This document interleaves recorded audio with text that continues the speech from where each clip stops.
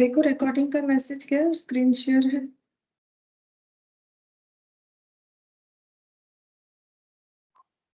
Yes ma'am. अच्छा अच्छा ठीक है। देखो हम लोग रेशियो स्टार्ट किए थे, है ना। और उसमें हम लोगों ने काफी सारा क्वेश्चन कर लिया था। कुछ क्वेश्चन मैंने तुम लोग को होमवर्क दिया हुआ था, ठीक है। 2-3 क्वेश्चन आई थिंक। देखो वो पहले डिस्कस कर देते हैं, फिर हम लोग प्रोपोर्शन पढ़ेंगे। सबसे पहले 20 वाला, 20, 21, ठीक है। 22 हम लोगों ने क्लास में कर लिया था। 23, 24, 25 ये कुछ क्वेश्चन हम लोग का बाकी है। तो सबसे पहले 20th वाला देखो, बोल रहा है if p is to q is subduplicate ratio of p minus x square is to q minus x square, ठीक है। एक सेकंड।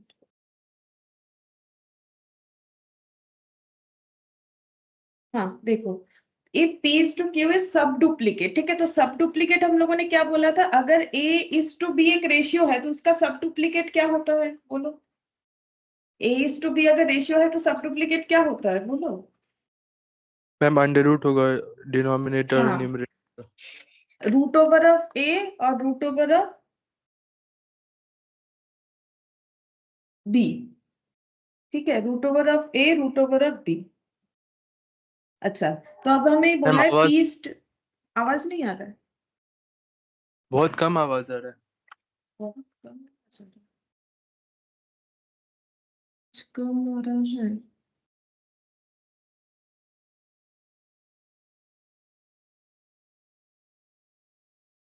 वॉल्यूम तो हाई दिया हुआ है।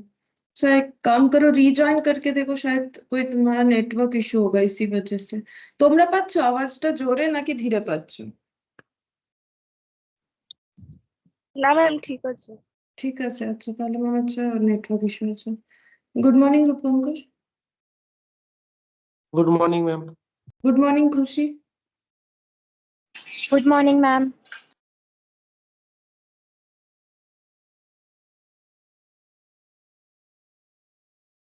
अब देखो आवाज आ रहा है मेरा क्लियर? Yes ma'am. हाँ वो नेटवर्क इशू होगा शायद, इसीलिए तुम्हारा वेदर ठीक नहीं है ना, इस वजह से। अच्छा देखो, तो हम वही होमवर्क करवा रहे हैं, जस्ट स्टार्ट ही किया है मैंने। यहाँ पर देखो p is to q is the sub duplicate ratio. अच्छा अब इसमें सब डुप्लीकेट रेशियो बोला है p is to q इस रेशियो का, ठीक है। तो x का स्क्वायर क्या होगा, तो मुझे बोला इसमें ओरिजिनल कौन सा है और सब डुप्लीकेट कौन सा है। 2s minus p is to 3t minus p sub duplicate। না ওইটা নয়, 20th টা করছি। আগেরটা আচ্ছা আচ্ছা। হ্যাঁ ওইটা ma'am p minus x square is to q minus x square ওটা ওটা কি অরিজিনাল না সাব ডুপ্লিকেট? sub duplicate। নেই, এটা ভুল হয়ে যাবে, এটাই তো অরিজিনাল নাকি। p is to q is the subduplicate ratio of this, तो फिर ओरिजिनल कौन सा हुआ बोलो। मैम ओरिजिनल तो p by q মানে p is to q। না তো ওটা তো অরিজিনাল, ল্যাঙ্গুয়েজটা পড়ে দেখো। Ma'am p minus x square divided by q minus x square होगा सब डुप्लीकेट। ये सब हाँ मैम डुप्लीकेट ये है। तो हाँ नो मैम वो वाला नहीं, वो ओरिजिनल है ओरिजिनल है और वो तुम p लोग बाई q इंग्लिश सब पढ़ो ना, डुप्लीकेट है। इंग्लिश को ठीक से पढ़ो ना। ये तो ये क्या है, ये सब डुप्लीकेट है। तुम लोग इसको क्यों ओरिजिनल बोल रहे हो? सब डुप्लीकेट कौन सा है? तुम लोग डेटा पे मत जाओ, तुम लोग लैंग्वेज देखो। क्वेश्चन तो बोल ही दिया, इज सब डुप्लीकेट रेशियो ऑफ, इसका सब डुप्लीकेट, तो ये ओरिजिनल है। देख लो, ये तो क्वेश्चन बता रहा है ना, हम लोग अपने से तो नहीं बता सकते। मतलब हमें पढ़ के बोलना पड़ेगा अपने मन से। सब डुप्लीकेट और ओरिजिनल हमें फाइंड आउट करना पड़ेगा। तो एक्चुअली ओरिजिनल कौन सा हुआ, ये वाला, और इसका सब डुप्लीकेट ये है। और देखो ये क्लियर हुआ, जिनको भी ऐसा लग रहा था कि ये ऐसा इसीलिए लगता है क्योंकि पीस टू क्यू देख के हमें लगता है यही वाला ओरिजिनल है और ये अजीब सा दिया हुआ है तो यही सब डुप्लीकेट है। नहीं देखो, क्वेश्चन ही तो बोल रहा है p s to q is the sub duplicate of this ratio, तो of this ratio is the original ratio. बोलो ये बात क्लियर हुआ? ये होता है काफी, मैम। मतलब काफी लोगों को ये यस मैम। কনফিউশন होता है। রূপঙ্কর বুঝতে পারলে যে কনফিউশনটা তোমার হচ্ছিল নাকি বুঝতে পারলে না? সাব ডুপ্লিকেট বলতে তো p minus a square এটাকেই তো রুট করব না। হ্যাঁ তাহলে তুমি রুট কোনটাকে করো, অরিজিনাল রেশিও কে করো না সাব ডুপ্লিকেট রেশিও কে করো? a is to b এর সাব ডুপ্লিকেট কি হবে তুমি বলো আমাকে। √a/√b। ঠিক আছে, তাহলে এবার তুমি সাব ডুপ্লিকেট কাকে করতে চাইছো? এটাকে করছো তো? হ্যাঁ হ্যাঁ। তাহলে এটা অরিজিনাল, তবেই তো এটা সাব ডুপ্লিকেট করছো, তাই না? এটা আচ্ছা। অরিজিনাল, তবেই তো এটা সাব ডুপ্লিকেট করছো। এছাড়া তুমি কোয়েশ্চেনটা কি বলেছে দেখো, P/Q is sub duplicate. P/Q যদি সাব ডুপ্লিকেট রেশিও হয় কার? এর। তো এটা সাব ডুপ্লিকেট কার? আমরা সাব ডুপ্লিকেট তো সাব ডুপ্লিকেট করতে পারবে না, তুমি তো রুট তার করবে যেটা অরিজিনাল, হ্যাঁ কি না? যদি তুমি এভাবেও বোঝো, তুমি এটার রুটই যদি করে থাকো সলভ করার জন্য, তাহলে এটা তোমার সাব অরিজিনাল বলেই তো তুমি এটা রুট করতে পারবে, নাহলে তো পারবে। বলো, ক্লিয়ার হয়েছে? হ্যাঁ ম্যাম।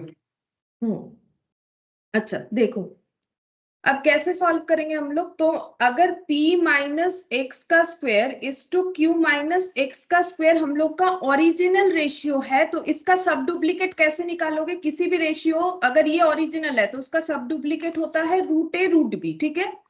तो इसका सब डुप्लीकेट क्या होगा? बोलो, ये सब डुप्लीकेट और ये ओरिजिनल, बोलो इसका सब डुप्लीकेट क्या होगा फिर? बोलो। मैम दोनों का अंडर रूट आएगा ऊपर में। हाँ, और ये वैल्यू हमें क्वेश्चन में बता दिया है कि सब डुप्लीकेट का वैल्यू कितना है, कितना बताया है? P/Q। P/Q, ये क्वेश्चन हमें सॉरी, ये हमें क्वेश्चन बता दिया है, ठीक है? ये गिवन है कि इसका वैल्यू इतना है, तो क्या हम लोग ऐसे लिख सकते हैं?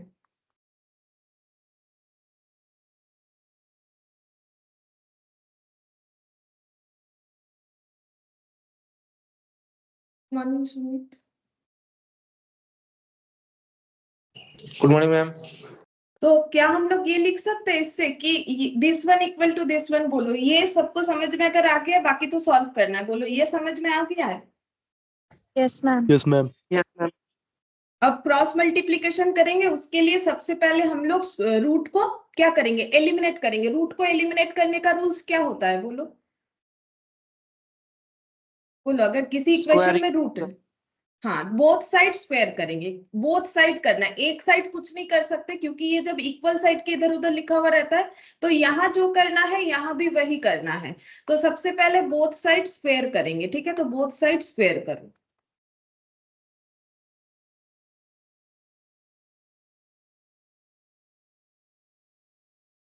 ठीक है? अच्छा, अब स्क्वायर करने से रूट का स्क्वायर करने से क्या बचेगा? p माइनस एक्स का स्क्वायर, रूट हट जाएगा, और q माइनस एक्स का स्क्वायर। और ये हटने का रीजन क्या होता है? तुम लोगों ने लास्ट दिन क्लास में बोला था, यहाँ कुछ नहीं है मतलब 2 है, और उसे हम लोग ऐसे लिख सकते हैं। और ये नीचे वाला कैसे लिख सकते हैं? ऐसे। लेकिन इतना लिखने का हमें जरूरत नहीं है, जस्ट बता रहे। और अगर पावर में मेरा 2 है, होल टू दी पावर, तो ये पावर यहाँ भी आएगा, ये पावर यहाँ भी आएगा, दोनों मल्टीप्लाई हो जाता है ऐसे, है ना? ये बाहर आएगा, और इसमें ये वाला पावर ये कितना है? ये हाफ है, बाहर वाला 2 है, ठीक है? q माइनस एक्स का, अच्छा q माइनस एक्स स्क्वायर, अच्छा ये हाफ है, ये x का स्क्वायर भी है, और बाहर में एक 2 भी है, ठीक है? तो ये दोनों कैंसिल आउट होके ये बचेगा, ठीक है? तो ये तो तुम लोग को पता है कि अगर हम लोग रूट का स्क्वायर करते हैं तो सिर्फ डेटा बच जाता है, रूट हट जाता है। और इधर कितना लिखेंगे? p square divided by q square. अब करो क्रॉस मल्टीप्लीकेशन, तो p minus x square into Q square, p square q minus x square. तो ये मल्टीप्लाई करो, q square p minus x का स्क्वायर q का स्क्वायर, इधर p square q minus p का स्क्वायर x का square. अब x को हम लोग लेफ्ट हैंड साइड में रखेंगे, क्योंकि क्वेश्चन में हमें पूछा है x का स्क्वायर बता दो, ठीक है? तो हम x का स्क्वायर इधर रखते हैं, तो ये वाला डेटा जो है हम इधर लेके जा रहे हैं, और आगे से इधर ये डेटा है, और इधर बचा p स्क्वायर q, और इधर माइनस q स्क्वायर p, ये इधर जाएगा तो माइनस हो गया। x का स्क्वायर कॉमन ले लो, p square minus q square, p square q minus q square p। तो x का स्क्वायर इक्वल टू क्या होगा? p square q minus q square p divided by p square minus q square, ठीक है? अब हम लोग क्या कर सकते हैं, इसमें से p q कॉमन ले सकते हैं, तो क्या बचेगा? p, इधर p बचेगा, और इधर अगर ले लेते हैं कॉमन तो q बचेगा। और ये देखो a square minus b square का फॉर्मूला तुम लोगों को अगर याद है हम लोगों ने और भी चैप्टर में ये फॉर्मूला हम लोग करते हैं, ठीक है। जिन लोगों ने पहले किया है, अगर कोई फर्स्ट टाइम भी कर रहे हो, नो इश्यूज। ये फॉर्मूला देखो बचपन वाला है, ए स्क्वायर माइनस बी स्क्वायर ए प्लस बी ए माइनस बी, ठीक है। अभी शायद भूल गए होगे तुम लोग, अगर बीच में मैथ प्रैक्टिस नहीं किया है तो। ये देखो पी प्लस क्यू और पी माइनस क्यू हो जाएगा। अब ये और ये कैंसिल आउट, तो बचा कितना, P Q divided by P plus Q. देखो लिख लो, और अगर कोई डाउट है तो पूछ लो। सोल्यूशन में कोई डाउट है तो पूछ सकते हो।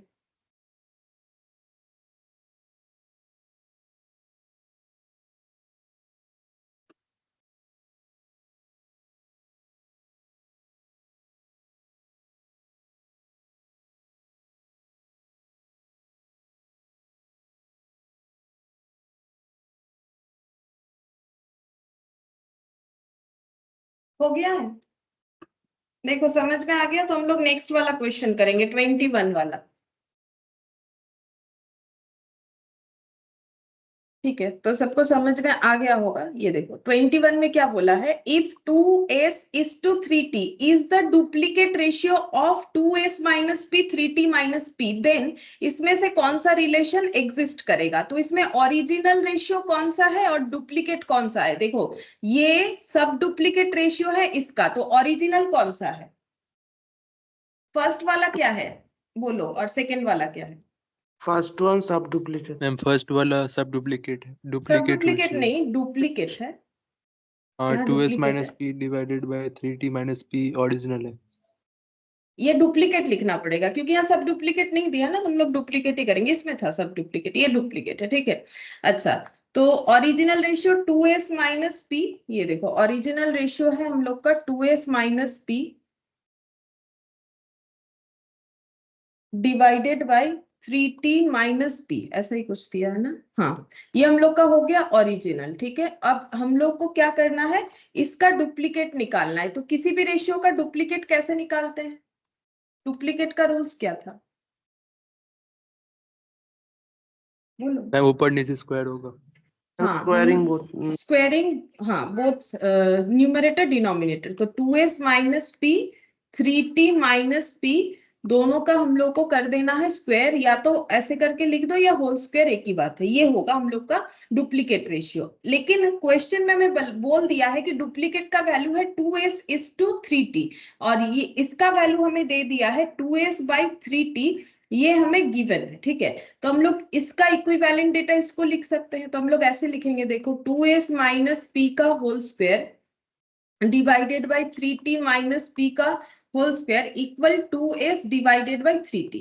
अब इसको हम लोग सॉल्व करेंगे, क्यों, क्योंकि देखो हमें बोला है कि एंड में ऐसा कुछ आना चाहिए, p स्क्वायर समथिंग दिया है, p समथिंग 2p और एक नन ऑफ दिस। मतलब बेसिकली हमें लेफ्ट हैंड साइड में p को रखना है, बाकी सारे डेटा इधर लेके आने हैं, जो भी सॉल्यूशन करके आएगा फिर देखना पड़ेगा कौन सा वाला ऑप्शन के साथ हमारा मैच हो रहा है। अगर एक भी ऑप्शन के साथ मैच नहीं होता है तो नन ऑफ दिस होगा, ठीक है। अच्छा, अब इसको कैलकुलेट करने के लिए ये हम लोग का 6st answer p square equal to 6st। Answer p square equal to 6st। अच्छा, अगर a माइनस, ये कौन सा वाला फॉर्मूला लगाएंगे, a माइनस बी का होल स्क्वायर, नीचे भी a माइनस बी का होल स्क्वायर। तो a minus b whole square का फॉर्मूला क्या होता है, a square minus 2ab plus b square. बहुत से लोग ऐसे लिखते हैं a स्क्वायर plus b square minus 2ab। अब जिसको जैसे याद करने का मतलब हैबिट है, देखो वैसे तुम लोग याद कर सकते हो। हम ऐसे लिखते हैं तो मैंने ऐसे लिख दिया, बात एक ही है। तुम लोग बी स्क्वायर को आगे लिखो पीछे लिखो, कुछ फर्क नहीं पड़ता है, ठीक है। अब इस पे हम लोग अगर इसको सॉल्व करेंगे, अगर कोई भूल गए हो कैसे होता है तो हम एक बार बता देते हैं। a का स्क्वायर, यहाँ पर a कितना है बोलो, यहाँ पर a कितना है इस इक्वेशन में, a कितना मानेंगे 2s 2s। तो 2s का क्या हो जाएगा whole square minus 2 into a into B. तो a किसको मानेंगे, एक डेटा a है एक डेटा b है, तो a तो मेरा 2s है, b कितना होगा, यहाँ पर b का इक्विवेलेंट क्या मानेंगे, मतलब b नहीं है तो क्या होगा, फॉर्मूला तो ऐसे करके याद रखा जाता है ना। तो बोलो b कितना है यहाँ पर, p प्लस p का होल स्क्वायर, क्योंकि फॉर्मूला हमें वही बोल रहा है। सिमिलर तरीके से a माइनस b का होल स्क्वायर, तो a square minus 2 into a into b plus b square, ठीक है। और अगर किसी को याद है तो फटाफट कर लो, ये ऐसे इतना स्टेप में लिखना जरूरी नहीं है, हम इसीलिए कर रहे हैं क्योंकि बाई चांस अगर किसी को मैथ थोड़ा सा भी याद नहीं है तो ये इससे हो जाएगा, ठीक है। ऐसे करके करोगे तो 4s स्क्वायर, 2s का होल स्क्वायर 4s स्क्वायर होता है, क्योंकि 2 का स्क्वायर होगा। बहुत से लोग इसे 2s स्क्वायर लिख देते हैं, ऐसा नहीं होता है। होल स्क्वायर मतलब दोनों का, तो 2 का स्क्वायर 4 और s का square s square, minus 2 into 4, 2 into 2 4sp plus p square divided by 3t का होल स्क्वायर मतलब 9t square minus 6tp plus p square 2s divided by 3t। अब क्रॉस मल्टीप्लीकेशन कर लेंगे तो 3t into 4s square minus 4sp plus p square. हम ज्यादा step सिर्फ इसीलिए करके दिखा रहे हैं, जिसको भी प्रॉब्लम है उसको एक भी जगह पे मतलब ऐसा ना लगे कि स्टेप जंप हो गया तो समझ में नहीं आया, इसीलिए। बाकी जो स्टेप जंप करके कर सकते हो कर लो, कोई प्रॉब्लम नहीं है, डायरेक्टली मल्टीप्लाई कर सकते हो। अच्छा 3t इंटू 4s स्क्वायर कितना हो जाएगा 12ts square, 4 into 3 minus plus minus में माइनस हो गया, 4 इंटू 3 कितना होगा 12, ASPT लिखा है मैंने, प्लस और प्लस में कितना होगा प्लस, 3 इंटू 1 3 हो गया, p स्क्वायर इंटू टी, तो p स्क्वायर टी हो जाएगा। अच्छा यहाँ पर 9 इंटू 2, पहले तो देखो प्लस प्लस में प्लस होगा तो प्लस तो लिखने का जरूरत नहीं है, सामने 9 इंटू 2 18 AST स्क्वायर। अब इसके साथ इसको मल्टीप्लाई करेंगे, यहाँ प्लस है यहाँ माइनस है, प्लस माइनस में माइनस 12ASTP प्लस प्लस में प्लस 2ASP स्क्वायर, ठीक है। अच्छा अब कैलकुलेट करते हैं, देखो यहाँ पर हम लोग इधर p वाला डेटा रखेंगे, बाकी सब इधर ट्रांसफर कर देते हैं, ठीक है। तो p वाला डेटा यहाँ पर देखो, यहाँ p रिलेटेड ये वाला डेटा है, ये भी है। अच्छा तो 3p स्क्वायर t माइनस ये 12SPT और इधर भी 12SPT या STP एक ही बात है, इसको हम इधर ट्रांसफर कर देते हैं, ये कैंसिल आउट हो जाएगा। हम इधर सिर्फ p स्क्वायर वाला डेटा रख रहे हैं, इसको इधर लाओ 2SP स्क्वायर, ठीक है। अब इधर क्या बच रहा है 18ST स्क्वायर माइनस 12STP, इसको हम लोगों ने इधर कर दिया। अब इधर से लेके जाते हैं ये वाला, तो ये हो गया प्लस 12SPT और ये वाला डेटा माइनस 12TS स्क्वायर, ठीक है। अब ये देखो प्लस माइनस में कैंसिल आउट हो गया, ठीक है। अच्छा इधर लिख देते हैं, अब यहां से हम लोग p स्क्वायर कॉमन ले लेते हैं, तो बचेगा क्या 3t माइनस 2s, ठीक है। और यहाँ पर क्या बच रहा है देखो 18st square minus 12ts square. अब p स्क्वायर यहाँ पर ले लेते हैं, इधर 18st स्क्वायर, अच्छा ये पहले लिख लेते हैं और एक लाइन भी लिख के दिखा देते हैं, 3t माइनस 2s यहाँ पर रखते हैं। यहाँ से s और t तो कॉमन लिया जाएगा ही जाएगा, और यहाँ से हम लोग क्या कॉमन ले सकते हैं 6 कॉमन ले सकते हैं, क्योंकि ये 6 से डिविजिबल हो जाएगा और ये भी 6 से डिविजिबल हो जाएगा। तो यहाँ पर कितना बचेगा 3 है ना, 6 3 18, 3t माइनस कितना बचेगा 2s, ठीक है। तो p स्क्वायर इक्वल टू क्या हो जाएगा 6st into 3t minus 2s divided by 3t minus 2s, ठीक है। अब ये और ये कैंसिल आउट, ये इधर मल्टीप्लीकेशन था तो इधर डिवाइड हो जाएगा, तो 6ct आंसर आएगा, सॉरी st आंसर आएगा, तो 6st p square equal to 6st हम लोग का आंसर होगा, मतलब ऑप्शन ए। देखो समझ में आया कि नहीं, और लिख रहे हो कि नहीं तुम लोग, साथ साथ मुझे बताते जाओ, तो ये हम नेक्स्ट वाले में जा सकते। बोलो ये समझ में आ गया है सबको, अगर किसी को डाउट है तो बोलो, किसी को कोई भी डाउट है Yes, ma'am. किसी भी स्टेप में, ठीक है। अगर है तो मुझे बोलो तो हम रिपीट कर देंगे, अगर नहीं है तो लिख लो।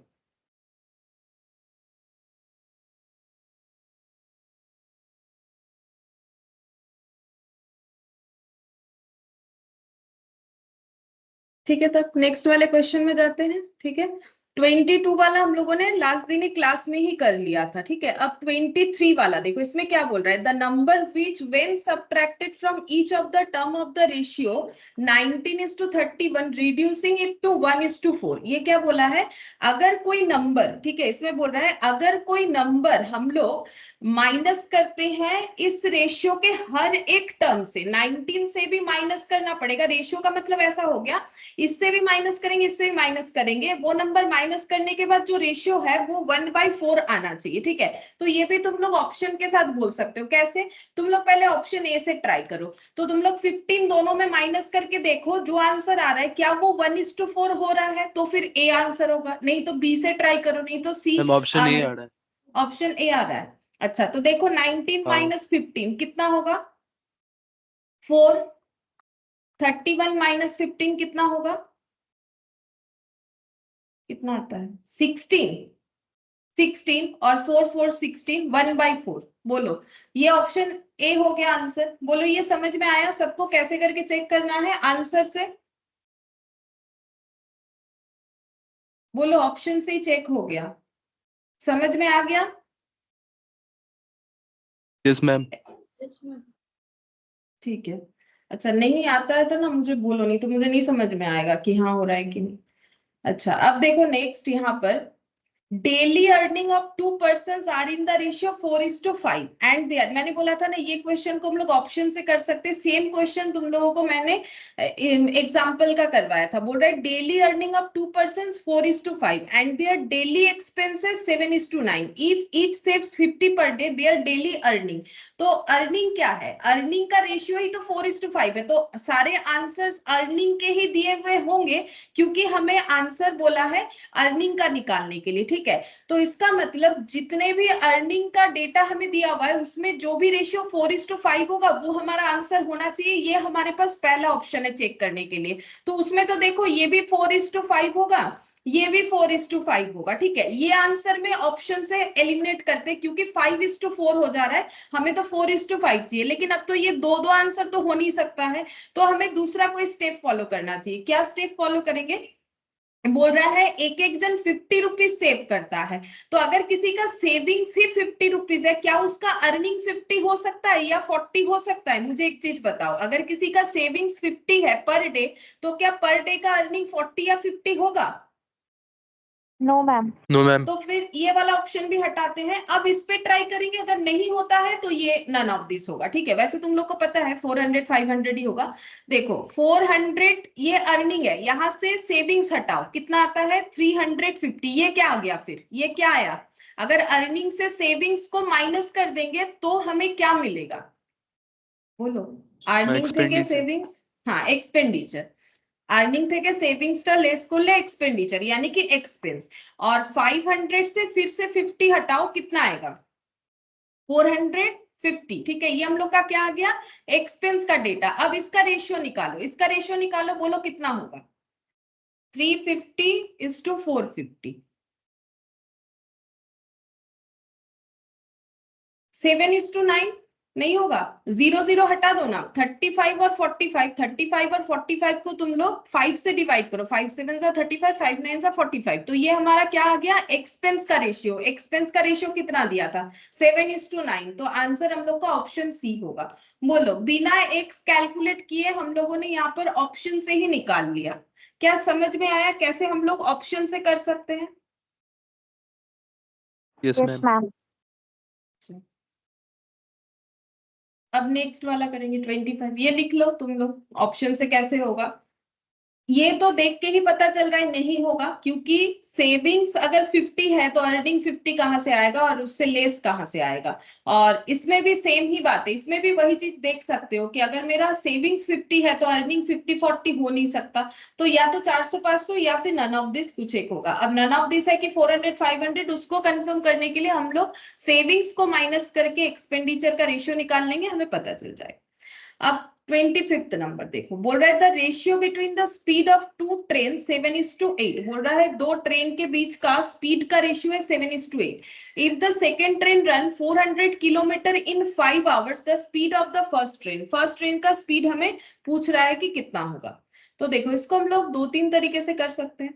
एक तो हमें देखो यहाँ पर दे दिया है कि दोनों ट्रेन का स्पीड का रेशियो है 7:8। ठीक है, अगर सेकेंड ट्रेन 5 आवर्स में 400 किलोमीटर जाता है, रेशियो कैसे निकला होगा? या तो दोनों ही 5 आवर्स के बेसिस में या दोनों ही 1 आवर्स के बेसिस में। चलो हम लोग एक चीज चेक करते हैं। हमें बोला है सारे ट्रेन का फर्स्ट वाले ट्रेन का स्पीड क्या है। तो स्पीड देखो कैसे ऑप्शन में दिया हुआ है पर आवर बेसिस पे। ठीक है, तो मुझे एक चीज बोलो, सेकेंड ट्रेन का पर आवर का स्पीड कितना है? सेकेंड ट्रेन का पर आवर, ये तो 5 आवर्स में 80 किलोमीटर 400। Per hour. हाँ ये देखो, अगर कोई 400 किलोमीटर 5 आवर्स में जाता है तो 1 किलोमीटर कितने में जाएगा 80 किलोमीटर पर आवर बेसिस पे जाएगा। 1 आवर में कितना किलोमीटर जाएगा 80। तो रेशियो कैसे निकलेगा तो देखो अब अगर मेरा सेकंड ट्रेन का रेशियो में 80 आता है तो फर्स्ट वाले का आंसर क्या आने से 7:8 होगा? मुझे एक चीज बताओ, अगर ये मेरा 80 आने 70 तो फिर ये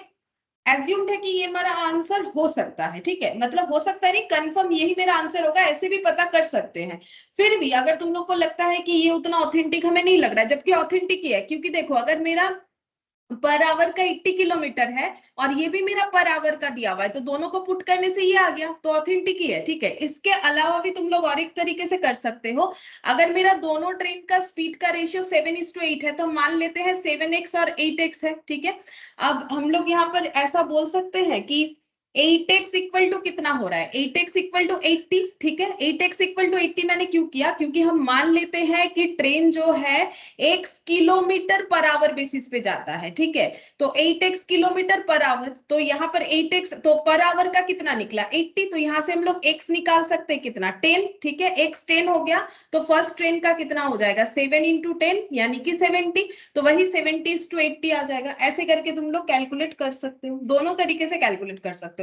एक तो x मान के, x मानने से हम लोग ये लिखेंगे कि दोनों ट्रेन का स्पीड पर आवर पे है, मतलब 1 घंटे में पहला ट्रेन 7x किलोमीटर जाता है, 1 घंटे में सेकंड वाला ट्रेन 8x किलोमीटर जाता है। हम लोगों ने ये फाइंड आउट कर लिया कि 1 घंटे में सेकंड वाला ट्रेन 80 किलोमीटर जाता है, तो 8x equal to 80 then x equal to 10, तो इस 10 को अप्लाई करके हम लोग ये निकाल सकते हैं, तो हम लोग का आंसर 7:8 आ जाएगा। ये हो गया पूरा कैलकुलेटिव वे में करना, और ये जो है ऑप्शन के थ्रू से कि अगर ये 80 हो रहा है, यहाँ कितना देने से मेरा 7:8 होगा, तो 70 देने से होगा, तो इससे भी हमारा आंसर आ जाएगा। तुम लोगों को जो ठीक लगे उसके हिसाब से कर सकते हो, दोनों में ही ज्यादा कुछ टाइम नहीं लगने वाला, तो इसमें हम लोग का आंसर ऑप्शन सी हो जाएगा। बोलो ये समझ में आ गया? तो हम लोग का रेशियो खत्म हो जाएगा, फिर हम लोग प्रोपोर्शन स्टार्ट करेंगे।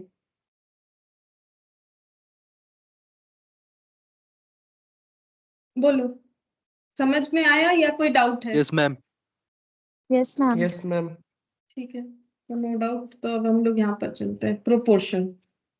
देखो प्रोपोर्शन में हमें क्या क्या सीखना पड़ेगा, हेडिंग कर लो प्रोपोर्शन,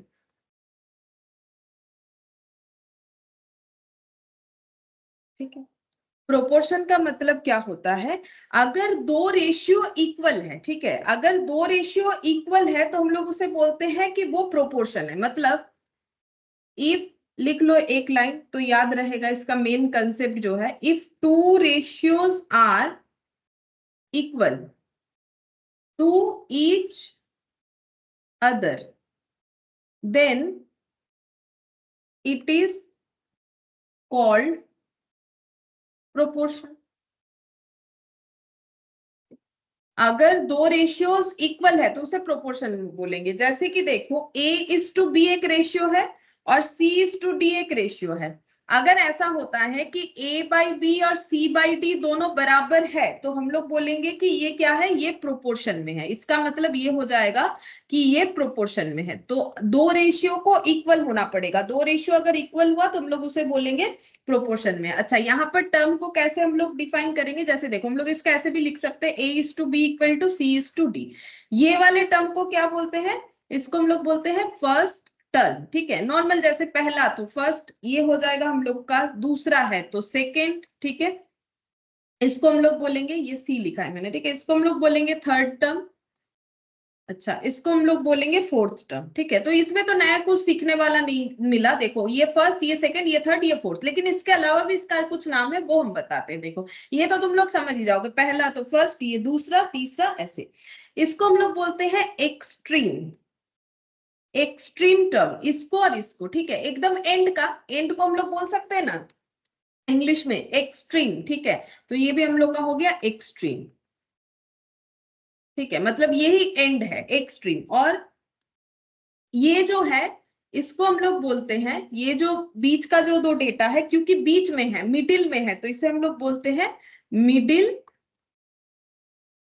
मिडिल टर्म, या फिर इसका और एक नाम भी है मीन, ठीक है, इसे मीन भी बोलते हैं, मीन टर्म, ठीक है। तो देखो क्योंकि प्रोपोर्शन में हमारा 4 टर्म तो आ ही जाएगा, प्रोपोर्शन में 4 टर्म आएगा ही आएगा, क्योंकि प्रोपोर्शन का मतलब दो रेशियो एक साइड मतलब दो रेशियो इक्वल होना चाहिए, ठीक है, इधर 2 टर्म और इधर 2 टर्म, तो 2 रेशियो इक्वल होना चाहिए। अगर हम लोग का 2 रेशियोज इक्वल होता है आपस में तो हम लोग उसे प्रोपोर्शन बोलते हैं, और यहाँ पर जो फर्स्ट टर्म को हम लोग एक्सट्रीम और जो फोर्थ टर्म है उसे भी एक्सट्रीम बोलते हैं, और मिडिल वाले 2 टर्म को middle as well as mean term भी हम लोग बोलते हैं, ठीक है। अच्छा, अब देखो अगर हम लोग इसको तो हम लोग ऐसे लिख सकते हैं ना, a by b equal to c by d, तो हम लोग इसको क्रॉस मल्टीप्लीकेशन भी तो कर सकते हैं, इसको क्रॉस मल्टीप्लीकेशन भी कर सकते हैं। कैसे? ये देखो a इंटू डी हो जाएगा, ठीक है, और इधर क्या आ जाएगा b इंटू सी, तो a d equal to b c हो गया, ठीक है। अब देखो a मेरा क्या था, a और d मेरा एक्सट्रीम टर्म था, देखो सेम डेटा ही मैंने लिखा है, a और d मेरा एक्सट्रीम टर्म था, मतलब हम लोग इसको बोल सकते हैं ऐसे कि product of extreme equal to product of mean, ठीक है, प्रोडक्ट ऑफ मीन। तो जब हम लोग क्रॉस मल्टीप्लीकेशन करते हैं, ठीक है, तो हम लोग को क्या मिलता है, प्रोडक्ट ऑफ एक्सट्रीम, क्योंकि देखो a और d यही एक्सट्रीम था और ये बीच का था, ठीक है, तो product of extreme, product of middle या फिर प्रोडक्ट ऑफ मीन बोल सकते हैं। नॉर्मली ये हम लोग हमेशा फॉलो करते हैं जब भी इक्वेशन सॉल्व करते हैं इस मेथड को, और इस मेथड का एक नाम है, इस मेथड को, ये जो मल्टीप्लीकेशन का सिस्टम हुआ ना, इसका एक नाम है, इसको बोला जाता है क्रॉस प्रोडक्ट रूल, ठीक है। हम बोलते हैं ना क्रॉस मल्टीप्लीकेशन कर लो, तो इसी का नाम है क्रॉस प्रोडक्ट रूल्स, ठीक है, रूल, क्रॉस प्रोडक्ट रूल्स बोलते हैं इसे। नॉर्मली इसे हम लोग हमेशा फॉलो करते हैं कैलकुलेशन करते वक्त, ठीक है, क्रॉस प्रोडक्ट रूल्स बोलते हैं। अच्छा, और हमें क्या देखना पड़ेगा, देखो इसमें अब हम लोग देखेंगे कि कंटिन्यूअस प्रोपोर्शन क्या होता है। तो देखो हम बताते हैं कंटिन्यूअस प्रोपोर्शन क्या होता है, इसके बाद हेडिंग करो कंटिन्यूअस प्रोपोर्शन, लिख लो तब तक।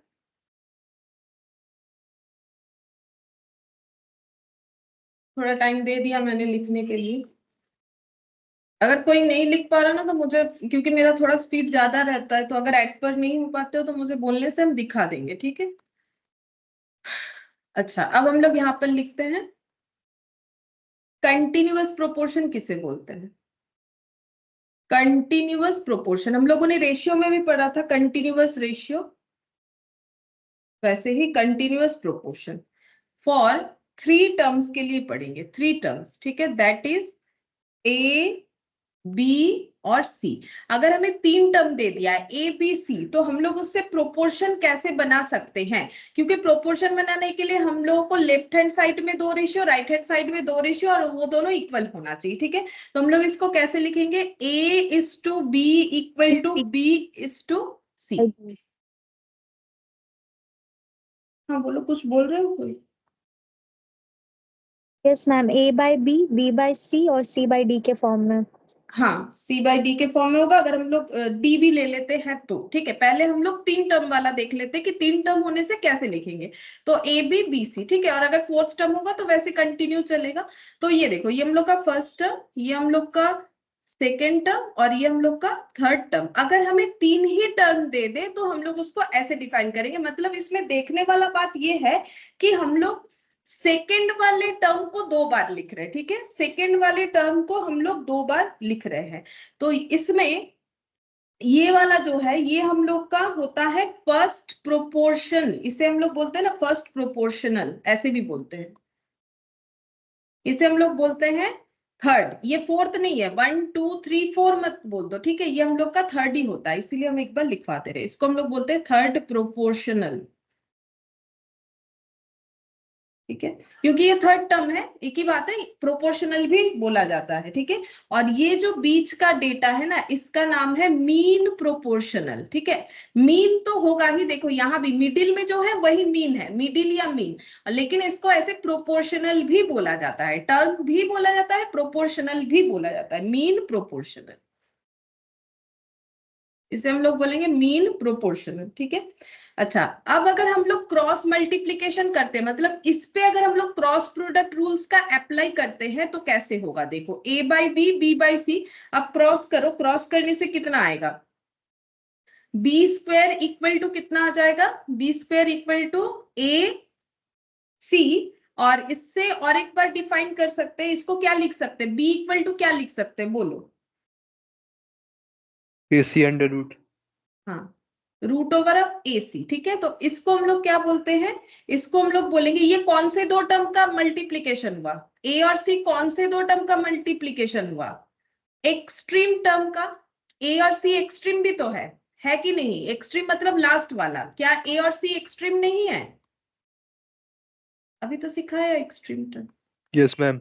है ना। A और C हम लोग का एक्सट्रीम, इसमें लिख लो एक्सट्रीम भी यही है, अलग अलग नाम है तो लिखवा रहे हैं, ठीक है। तो इसका मतलब पहले वाला भी रह रहा है, एप्लीकेबल रह रहा है, ठीक है। ये फर्स्ट टर्म भी है, फर्स्ट प्रोपोर्शनल भी है, एक्सट्रीम टर्म भी है और एक्सट्रीम टर्म, ठीक है। अच्छा, अब देखो ये हम लोग का क्या हो जाएगा, ये आ रहा है हम लोग का प्रोडक्ट ऑफ एक्सट्रीम्स, ऐसे लिख दे यहाँ पर एरो लगा के, प्रोडक्ट ऑफ एक्सट्रीम, एक्सट्रीम का प्रोडक्ट। और ये क्या हो गया, बी आ रहा है, बी को हम लोग क्या बोलेंगे, मीन प्रोपोर्शनल।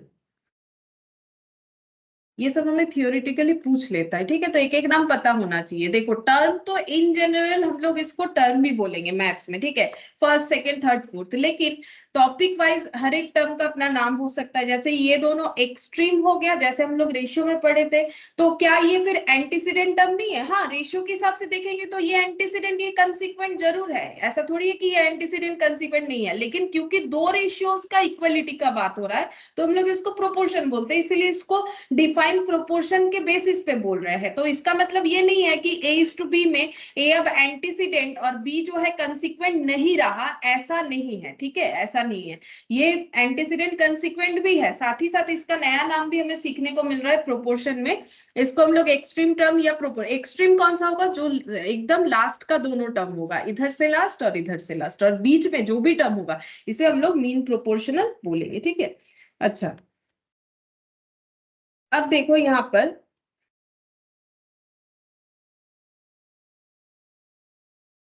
अच्छा, अब यहाँ पर देखो, अगर ऐसा कोई हमारे पास रेशियो है, जैसे कि रुको देखते हैं, रेशियो प्रोपोर्शन, एक सेकेंड, यहाँ पर ये तो मैंने बता दिया प्रोडक्ट ऑफ एक्सट्रीम, और कौन सा वाला मुझे बताना है, हाँ ये वाला पॉइंट, ठीक है। ये वाला पॉइंट देखो यहाँ पर,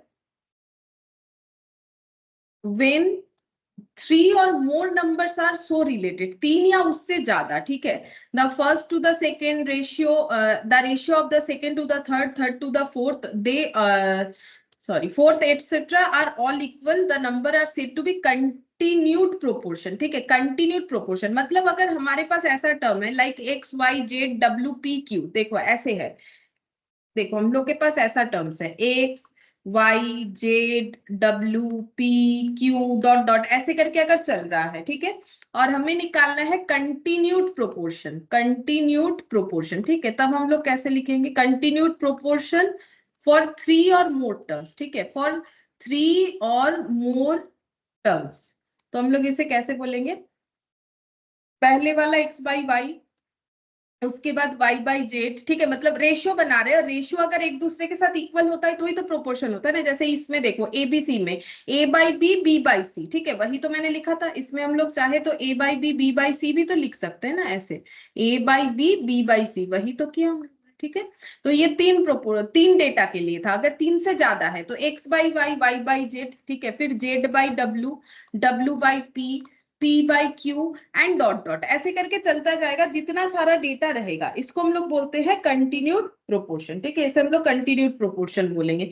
तो कंटिन्यूड प्रोपोर्शन ये वाला भी था, ठीक है, और ये वाला भी था, लेकिन ये मैंने बेसिकली 3 टर्म्स के लिए ही बताया, और अगर 3 से ज्यादा हो तो हम लोग ऐसे कर सकते हैं, ठीक है। अच्छा, अब रेशियो में और एक चीज देखो, जैसे हम लोगों ने रेशियो बोल रहे हैं प्रोपोर्शन में, देखो हम लोगों ने लास्ट दिन पढ़ा था कि अगर हम लोग रेशियो बनाते हैं तो वो दोनों डेटा हमारा सेम काइंड होना चाहिए, ठीक है। तो अगर ये दो रेशियोज प्रोपोर्शन में है तो ये मेरा क्या होना चाहिए, क्या ये मेरा सेम काइंड होना चाहिए या नहीं होना चाहिए, बोलो, ये दोनों हमारा सेम काइंड होना चाहिए या नहीं होना चाहिए, बोलो, रेशियो तो मैम कर दोनों लिया, सेम होना चाहिए। सेम होना चाहिए, और ये दोनों अगर रेशियो है तो वो भी सेम ही सेम होना होगा, चाहिए। हाँ सेम होना चाहिए, सेम काइंड, यानी हम लोग सेम काइंड यानी किस चीज का बात कर रहे हैं, और यूनिट मतलब दोनों सेम यूनिट का होना चाहिए, 1 किलो तो दूसरा भी किलो, हम लोगों ने एग्जांपल किया ना किलोग्राम वाला, मिनट सेकंड वाला, सेम काइंड और यूनिट में होना चाहिए। लेकिन अब जब हम लोग यहाँ पर प्रोपोर्शन बना रहे हैं तो ये और ये दोनों जो यूनिट है, ये जो दोनों यूनिट आ रहा है, इसमें लिखेंगे not needed to be same unit, not needed to be same unit. मतलब हम बताते हैं क्या हो रहा है। जैसे कि देखो हम लोगों ने यहाँ पर मान लो लिखा 5 kg और 9 kg, ठीक है, इसका रेशियो बन जाएगा 5/9 kg कैंसिल आउट हो जाएगा, तो रेशियो बना 5:9, ठीक है। अच्छा इधर मैंने लिख दिया यहाँ पर 25 मिनट्स, ठीक है, 25 मिनट्स, ठीक है, और यहाँ पर मैंने लिख दिया 45 मिनट्स, ठीक है, 45 मिनट्स डिवाइड कर दिया, तो इसका रेशियो कितना आएगा, मिनट्स मिनट्स कैंसिल आउट, 5 5 जा 25, 5 9 जा 45, ठीक है। ये मिनट्स का था, ये किलो का था। अब देखो यहाँ भी 5/9 आया, यहाँ भी 5/9 आया, 5:9, ठीक है, लेकिन ये मैंने किलो के बेसिस पे निकाला, ये मान लो मिनट्स के बेसिस पे निकाला, कुछ और भी हो सकता है, ठीक है। तो ये दोनों इक्वल हुआ कि नहीं हुआ, 5:9 और 5:9, क्या ये इक्वल हुआ कि नहीं हुआ, क्योंकि यूनिट रहता ही नहीं है, तो ये किलो था ये मिनट्स था, इससे हमें क्या लेना देना, क्योंकि मेरा किलो तो बचता ही नहीं है जब हम रेशियो करते हैं, मिनट्स तो बचता ही नहीं है जब हम लोग रेशियो करते हैं, तो क्या ये दोनों डेटा इक्वल है कि नहीं है, मैथमेटिकली 5/9 और 5/9 इक्वल होगा कि नहीं होगा, इक्वल होगा, तो हम लोग इसको इक्वल लिख सकते हैं। लेकिन यहाँ पर रेशियो बना था केजी के बेसिस पे, यहाँ रेशियो बना था मिनट्स के बेसिस पे, तो वही बोल रहे हैं ये दोनों सेम होना चाहिए, ये दोनों सेम होना चाहिए, लेकिन ये दोनों सेम हो, ये केजी और ये मिनट्स है, ये सेम नहीं है, सेम भी हो सकता है, ठीक है, सेम नहीं है तो भी चलेगा, तो मैंने लिखा है not needed to be same, जरूरी नहीं है कि सेम हो, मे बी सेम और मे नॉट बी सेम। बोलो ये समझ में आया? Yes ma'am. देखो सबको समझ में आ रहा है ना, ये वाला क्या हो रहा है कि हम लोग रेशियोज इंडिविजुअली सेम यूनिट का होना चाहिए, लेकिन दो रेशियोज इक्वल होने पे वो सेम यूनिट के हो ऐसा जरूरी नहीं है। क्लियर है ये वाला बात? सबको क्लियर है ये वाला बात? Yes ma'am. अच्छा अब देखो हम लोग प्रोपोर्शन का एक एक प्रॉपर्टीज देखते हैं, ठीक है। सबसे पहले देखेंगे इनवर्टेंडो, ठीक है, इनवर्टेंडो। इनवर्टेंडो क्या होता है, अगर A:B इक्वल C:D है, और हम लोग इसे ऐसे लिख देते हैं B:A इक्वल टू D:C, तो इसे बोलेंगे इनवर्टेंडो। कैसे याद रखोगे, बेसिकली इनवर्टेंडो का मतलब होता है इनवर्स, ठीक है। तो मुझे बोलो A:B का इनवर्स क्या होगा, अगर A:B का मतलब तो A/B, इसका इनवर्स क्या होगा बोलो? B/A। P/A, और यहाँ पर क्या हो जाएगा इसका नहीं, मैंने ना थोड़ा सा उल्टा लिख दिया लग रहा है, इनवर्टेंडो में ऐसा नहीं होता है, एक सेकंड मैंने ये गलत लिख दिया, इसमें थोड़ा सा अलग प्रोसेस होता है, ये A रहेगा, ठीक है, एक्सट्रीम जो है वो अपना वैसे ही रहेगा, ये डायरेक्टली वैसा नहीं होता है, A:C होगा और B:D होगा। हाँ इनवर्स तो होगा, चेंज तो होगा, लेकिन कौन सा डेटा हो रहा है, सिर्फ B और C में चेंजेस होता है, ठीक है, मतलब मिडिल टर्म में चेंजेस होगा, एक्सट्रीम टर्म वैसा ही रहेगा, ठीक है। इनवर्टेंडो का मतलब हो जाता है मिडिल वैल्यू का चेंजेस, ऐसे लिख लो, एकदम इनवर्स वैसे नहीं होगा, ठीक है, मिडिल वैल्यू का चेंजेस को यहाँ पर बोला जाता है इनवर्टेंडो। तो A और D देखो जैसा है वैसा ही रहा, B के जगह C के जगह B आ जाएगा, ये होता है इनवर्टेंडो का रूल्स, ठीक है। ये तुम लोग को याद रखना पड़ेगा क्योंकि हमें एमसीक्यूज में ये सब पूछ लेता है। तो कैसे याद रखोगे, देखो मैंने यहाँ लिख दिया, ये देखने से ही समझ में आ जाएगा कि मेरा मिडिल वैल्यू को जस्ट इधर उधर स्वाइप करना है, ठीक है, और बाकी जैसा है वैसा ही रहेगा, इसको हम लोग बोलते हैं इनवर्टेंडो। अच्छा नेक्स्ट लिखेंगे कॉम्पोनेंट, ठीक है, नेक्स्ट लिखेंगे कॉम्पोनेंट।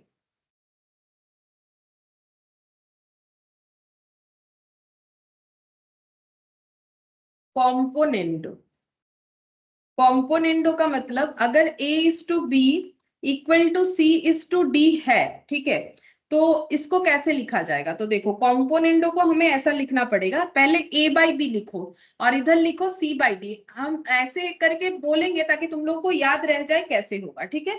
तो यहाँ पर क्या करना है हमें, ये जो डिनोमिनेटर है इसको यहाँ पर ऐड करना है, ये जो डिनोमिनेटर है इसको यहाँ पर ऐड करना है। हम एरो भी लगा देते हैं, देखो कॉम्पोनेंडो कैसे होगा, ठीक है। कॉम्पोनेंडो ऐसे होगा, ठीक है। तो इसका मतलब ये ओवरऑल क्या बन रहा है, a plus b is to b equal to c plus d is to d, ठीक है। यहाँ ऐसे ब्रैकेट दे लो, देना है तो ये हम लोग का हो गया कॉम्पोनेंडो। तो कॉम्पोनेंडो का मतलब बेसिकली ऐड करना हुआ, ठीक है। बेसिकली ऐड करना हुआ, ऐड क्या करना है, b को ऐड कर देना है हमें ऊपर, ठीक है। नीचे मतलब डिनोमिनेटर का डेटा को न्यूमरेटर, बाकी तो a बाई बी जैसा है वैसा ही रहेगा, c बाई डी जैसा है वैसा ही रहेगा। बस हमें क्या करना है, यहाँ से b को यहाँ ऐड करना है, यहाँ से d, मतलब ये b नीचे भी रहेगा ऊपर भी एडिशन में रहेगा, इसको बोला जाता है कॉम्पोनेंडो फंक्शन।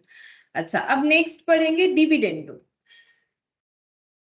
डिविडेंडो में क्या होता है, अगर a इज टू बी है एक रेशियो और c इज टू डी है एक रेशियो और दोनों इक्वल है तो प्रोपोर्शन में है, तो डिविडेंडो का मतलब माइनस हो जाएगा। अगेन सेम प्रोसेस में होगा, a बाई बी लिखेंगे, इधर c बाई डी लिखेंगे। यहाँ जैसे b प्लस हुआ था d प्लस हुआ था, डिविडेंडो का मतलब माइनस होगा, तो यहाँ पर हमें क्या करना पड़ेगा, b और d को माइनस फॉर्म में लिखेंगे, माइनस बी माइनस डी, ठीक है। तो ये हम लोग का क्या हो गया, ये हम लोग का आ रहा है ऐसा, a minus b is to b, c minus d is to d, ठीक है। c minus d is to d, ये हो जाएगा, ठीक है। अब ये थोड़ा थोड़ा याद रखना पड़ेगा। तो देखो याद कैसे रखोगे, देखो कॉम्पोनेंडो, कंपाउंड का मतलब नॉर्मली मल्टीप्लीकेशन होता है, तो मल्टीप्लीकेशन तो प्लस का ही एक एक्सटेंडेड फॉर्म है। जैसे देखो अगर हमें बोला जाए कि 10 को 100 टाइम्स ऐड करो, तो क्या हम लोग बार बार 10 10 करके 100 बार लिखेंगे या 10 इंटू 100 कर देंगे तो हमें आंसर मिल जाएगा। तो एक्चुअली मल्टीप्लीकेशन का जो एक्सटेंडेड फॉर्म है, सॉरी एडिशन का, वही तो हम लोग का क्या है, मल्टीप्लीकेशन है। और minus related with dividend, minus related with क्या होता है, डिवाइड होता है। तो यहाँ पर देखो जब डिविडेंडो बोल रहा है तो हमें माइनस वाला फंक्शन करना पड़ेगा। अच्छा, अब दोनों चीज एक साथ, कॉम्पोनेंडो एंड डिविडेंडो, ये भी होता है, कॉम्पोनेंडो एंड डिविडेंडो। ये कैसे होगा, देखो कॉम्पोनेंडो डिविडेंडो में a इज टू बी और अगर c इज टू डी है तो कॉम्पोनेंडो भी करना है डिविडेंडो भी करना है। तो कॉम्पोनेंडो डिविडेंडो हम लोग कैसे करेंगे, ये देखो पहले कॉम्पोनेंडो करते हैं। तो a इज टू बी का कॉम्पोनेंडो कैसे होगा, a बाई बी और यहाँ पर प्लस b हो जाएगा, ठीक है। पहले हम दिखाते हैं, जैसे मैंने लिखा था वैसे ही समझाते हैं। एक बार a बाई बी लिखेंगे और इधर हम लोग लिखेंगे c बाई डी, ठीक है, c बाई डी। अब यहाँ पर ये वाला ऐड करेंगे b, यहाँ पर ये ऐड करेंगे d, ठीक है। अच्छा, फिर डिवाइडेड बाई, फिर डिवाइड होगा क्योंकि कॉम्पोनेंडो एंड डिविडेंडो दोनों करना है। अब इसका डिविडेंडो भी करना है, तो a बाई बी और यहाँ पर माइनस बी हो जाएगा और यहाँ पर c बाई डी जैसा था और माइनस इधर d लग जाएगा, ठीक है। देखो बिल्कुल यही दो प्रोसेस हम लोगों ने यहाँ फॉलो किया है, ठीक है। यही दो प्रोसेस फॉलो किया है, बस बीच में एक डिवाइड भी लगाया है। ये देखो ये यहाँ पर गया, ये यहाँ पर गया, ठीक है। अच्छा, अब ये इक्वल होगा, अब कैलकुलेशन करेंगे तो क्या आंसर आएगा, a plus b divided by b into, ये रिवर्स हो जाएगा, equal to c plus d divided by d into d by c minus d. अब ये और ये कैंसिल आउट, ये और ये कैंसिल आउट, तो बचा क्या, a plus b divided by a minus b equal to c plus d divided by c minus d, ठीक है। ये हम लोग को कॉम्पोनेंडो और डिविडेंडो कैलकुलेट करने से ये आ जाएगा, ठीक है।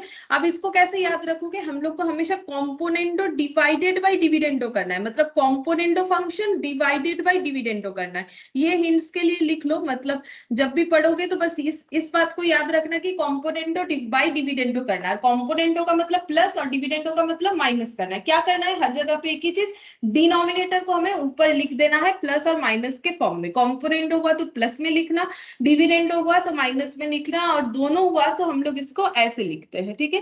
मतलब सेम ही प्रोसेस है, बस देखो मैंने यहाँ पे स्टेप वाइज करके दिखा दिया, लेकिन तुम लोग को इतना याद रखने से मतलब है, कॉम्पोनेंडो डिविडेंडो का मतलब क्या होगा, ठीक है। कॉम्पोनेंडो डिविडेंडो का मतलब इस तरीके से होगा।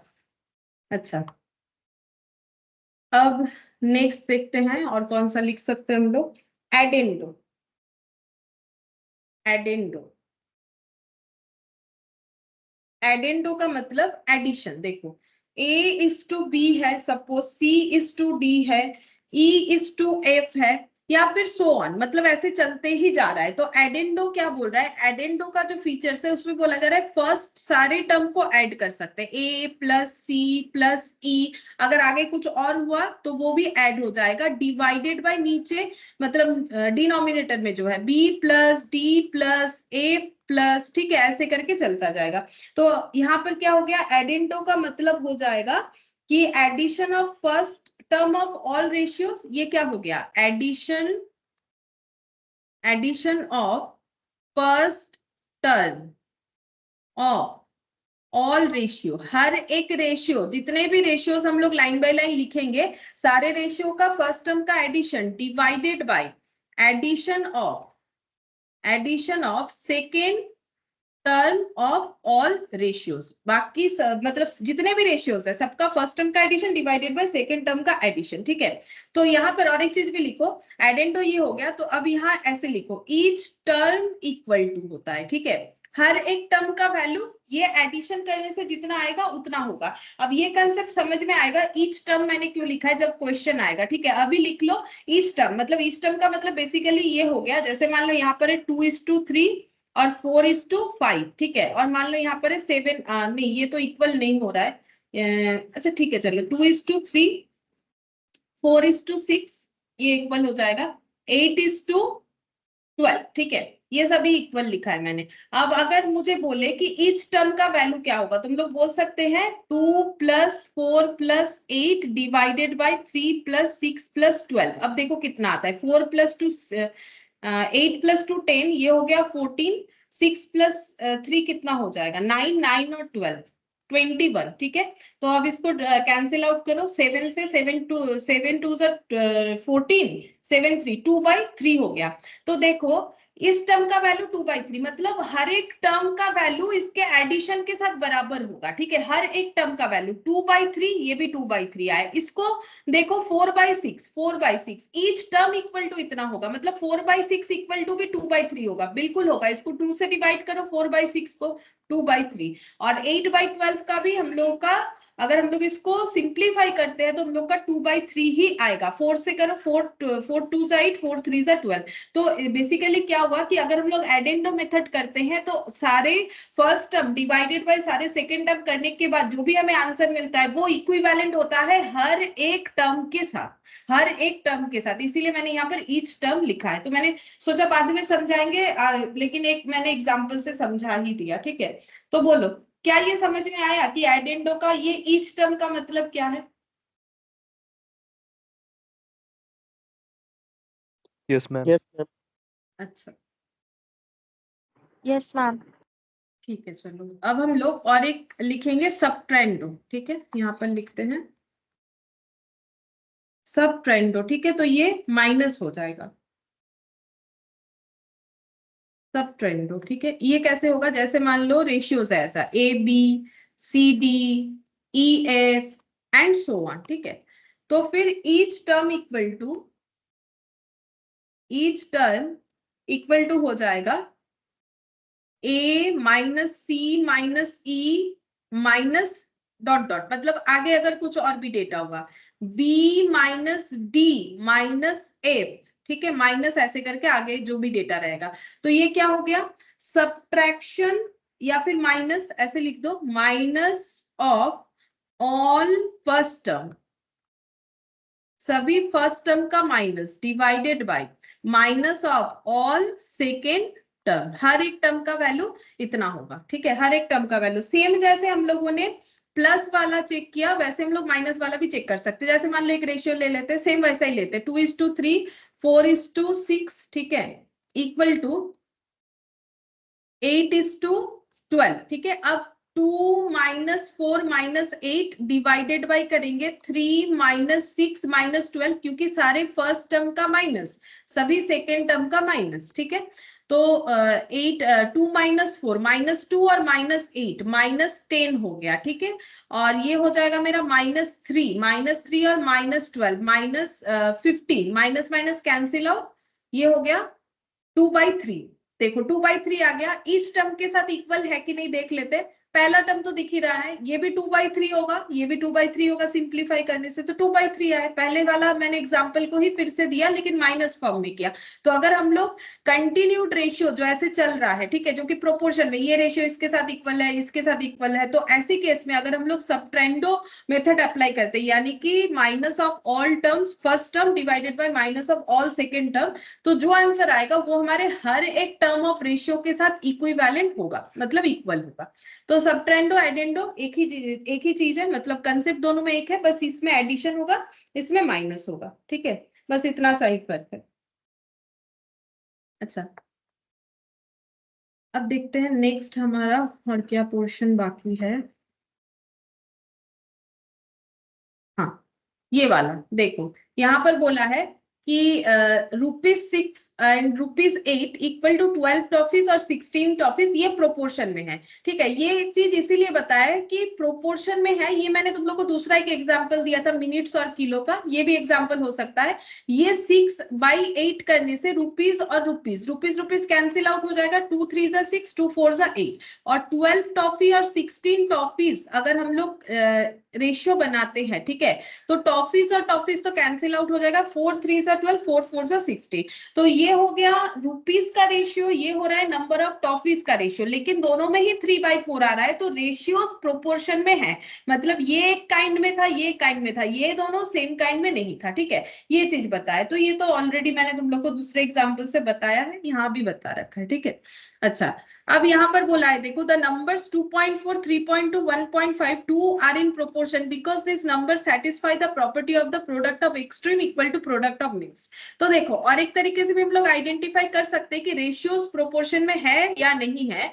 बोल रहा है कि देखो नंबर्स क्या क्या दिया है हमें, 2.4, 3.2, 1.5 और 2, ये प्रोपोर्शन में। अब लाइन बाय लाइन बोला है ना, तो हम लोग ऐसे बोलेंगे 2.4:3.2 इक्वल टू 1.5:2, ठीक है। ये हम लोगों का बोल रहा है कि प्रोपोर्शन में, क्योंकि ये प्रोडक्ट का जो प्रॉपर्टी है वो सेटिस्फाई करता है, तो हम लोग खुद से भी चेक करते सेटिस्फाई कर रहा है कि नहीं। जैसे देखो 2.4 divided by 3.2 equal to 1.5 divided by 2, अब ये मल्टीप्लाई करने से हम लोग का सेम आंसर आना चाहिए। तो 2.4 इंटू 2 मतलब मल्टीप्लीकेशन ऑफ एक्सट्रीम, और 1.5 इंटू 3.2, दोनों केसेस में देख लो कितना आंसर आएगा।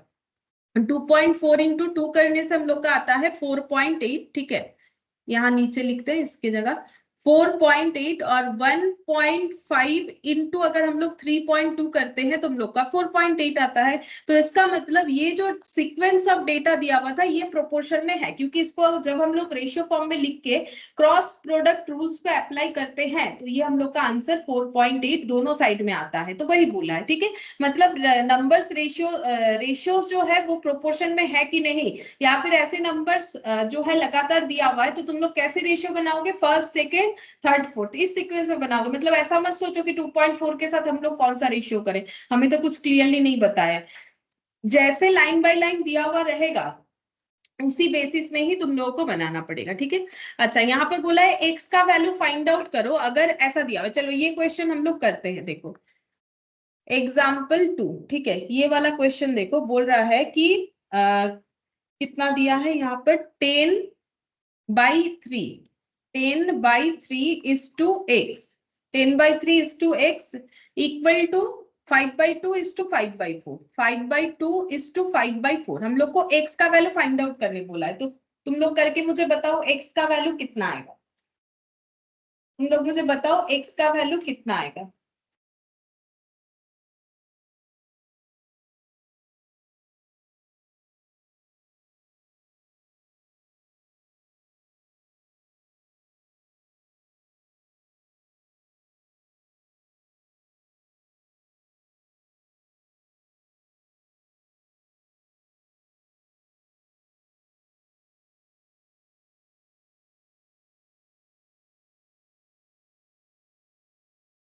बोलो, कर रहे हो कि नहीं कर रहे हो कैलकुलेशन।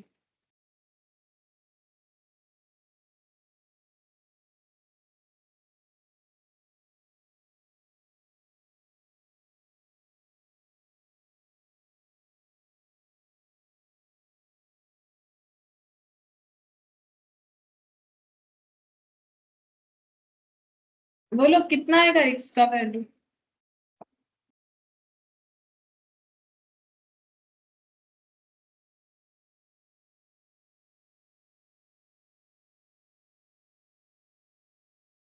किसी का भी नहीं कैलकुलेट हुआ?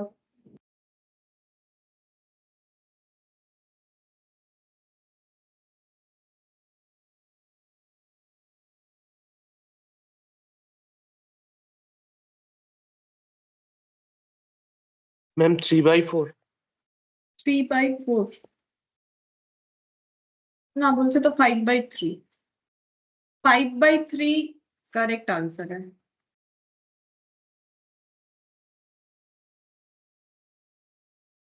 तुम लोग सिंपल डिवाइड लिखो ना, 10/3 डिवाइडेड बाई x ऐसे लिखना चाहिए, 5/2 डिवाइडेड बाई 5/4। ठीक है।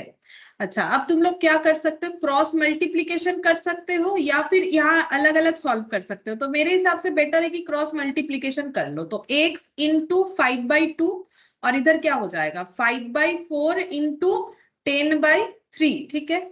अब x इक्वल टू कितना हो जाएगा 5/4 इंटू 10/3 और ये 5/2 इधर आएगा तो कितना होगा, ये 5/2 इधर आएगा तो कितना होगा 2/5। 2/5। अब चेक करो, 5 cancel out, 2 2 cancel out, 2 5 5/3 answer हो। हाँ 5/3 आंसर हो। देखो ये सबसे आसान तरीका, इसमें ज्यादा झमेला नहीं होगा। अदरवाइज तुम लोगों को फिर ऐसा करना पड़ेगा 10/3 इंटू 1/x, इसको अगर इंडिविजुअली इधर सॉल्व करोगे 5/2 इंटू 4/5 ऐसे भी कर सकते हो, लेकिन ये मेरे हिसाब से ज्यादा टाइम टेकिंग है। ठीक है।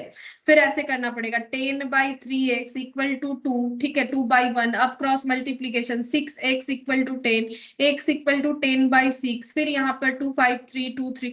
तो ये मुझे लगता है कि ज्यादा टफ हो जाएगा। सिंपल क्रॉस मल्टीप्लीकेशन कर दो, बड़े ही आसानी से सॉल्व होगा। ये सब लिखते हुए अगर गलत कर देते हो तो फिर गलत कैलकुलेशन हो जाएगा। सिंपल क्रॉस मल्टीप्लीकेशन पे चले जाओ, ये सबसे आसान तरीका होता है। और एक इधर रख के सारे डेटा इधर चेंज कर दो। बोलो 5/3 कैसे होगा, समझ में आया? किसका क्या गलती हो गया था देख लो, अगर 5/3 नहीं आया था आंसर।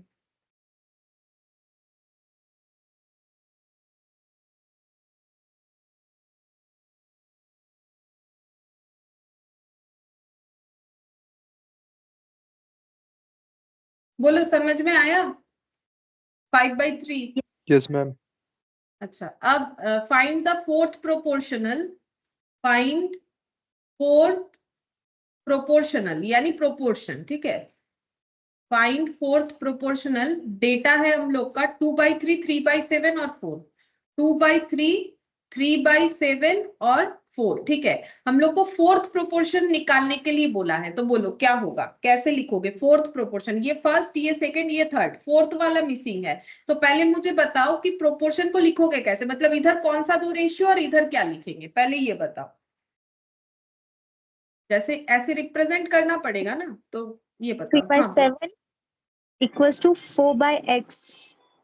हाँ 4:x या 4/x और 2/3:3/7 या फिर डिवाइड, एक ही बात है। तो हमें सीक्वेंस में चलना पड़ेगा। ABC 3 दिया है, हमें फोर्थ प्रोपोर्शन निकालने के लिए बोला है, तो हम लोग फोर्थ प्रोपोर्शन निकालेंगे। हमें ये 3 दिया है तो थर्ड प्रोपोर्शन नहीं बोला है। थर्ड प्रोपोर्शन अगर मिसिंग होता तो हम लोग ऐसे लिखते A:B और B:C, वो नहीं बोला है हमें। और एक प्रोपोर्शन बोल रहा है कि बताओ, यहाँ पर एक डेटा खाली है, वो बताओ कितना होगा, उसको हम लोग x मान लेते हैं। तो ये ऐसे हो जाएगा। ठीक है।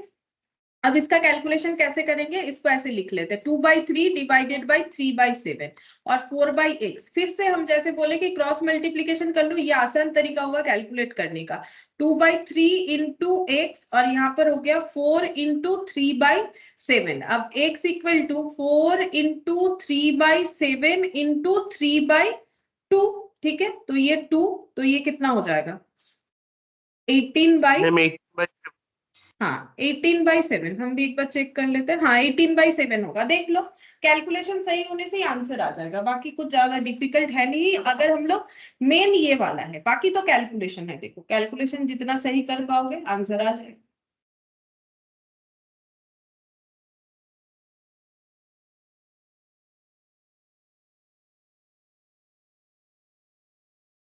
बोलो समझ में आया एग्जाम्पल 3?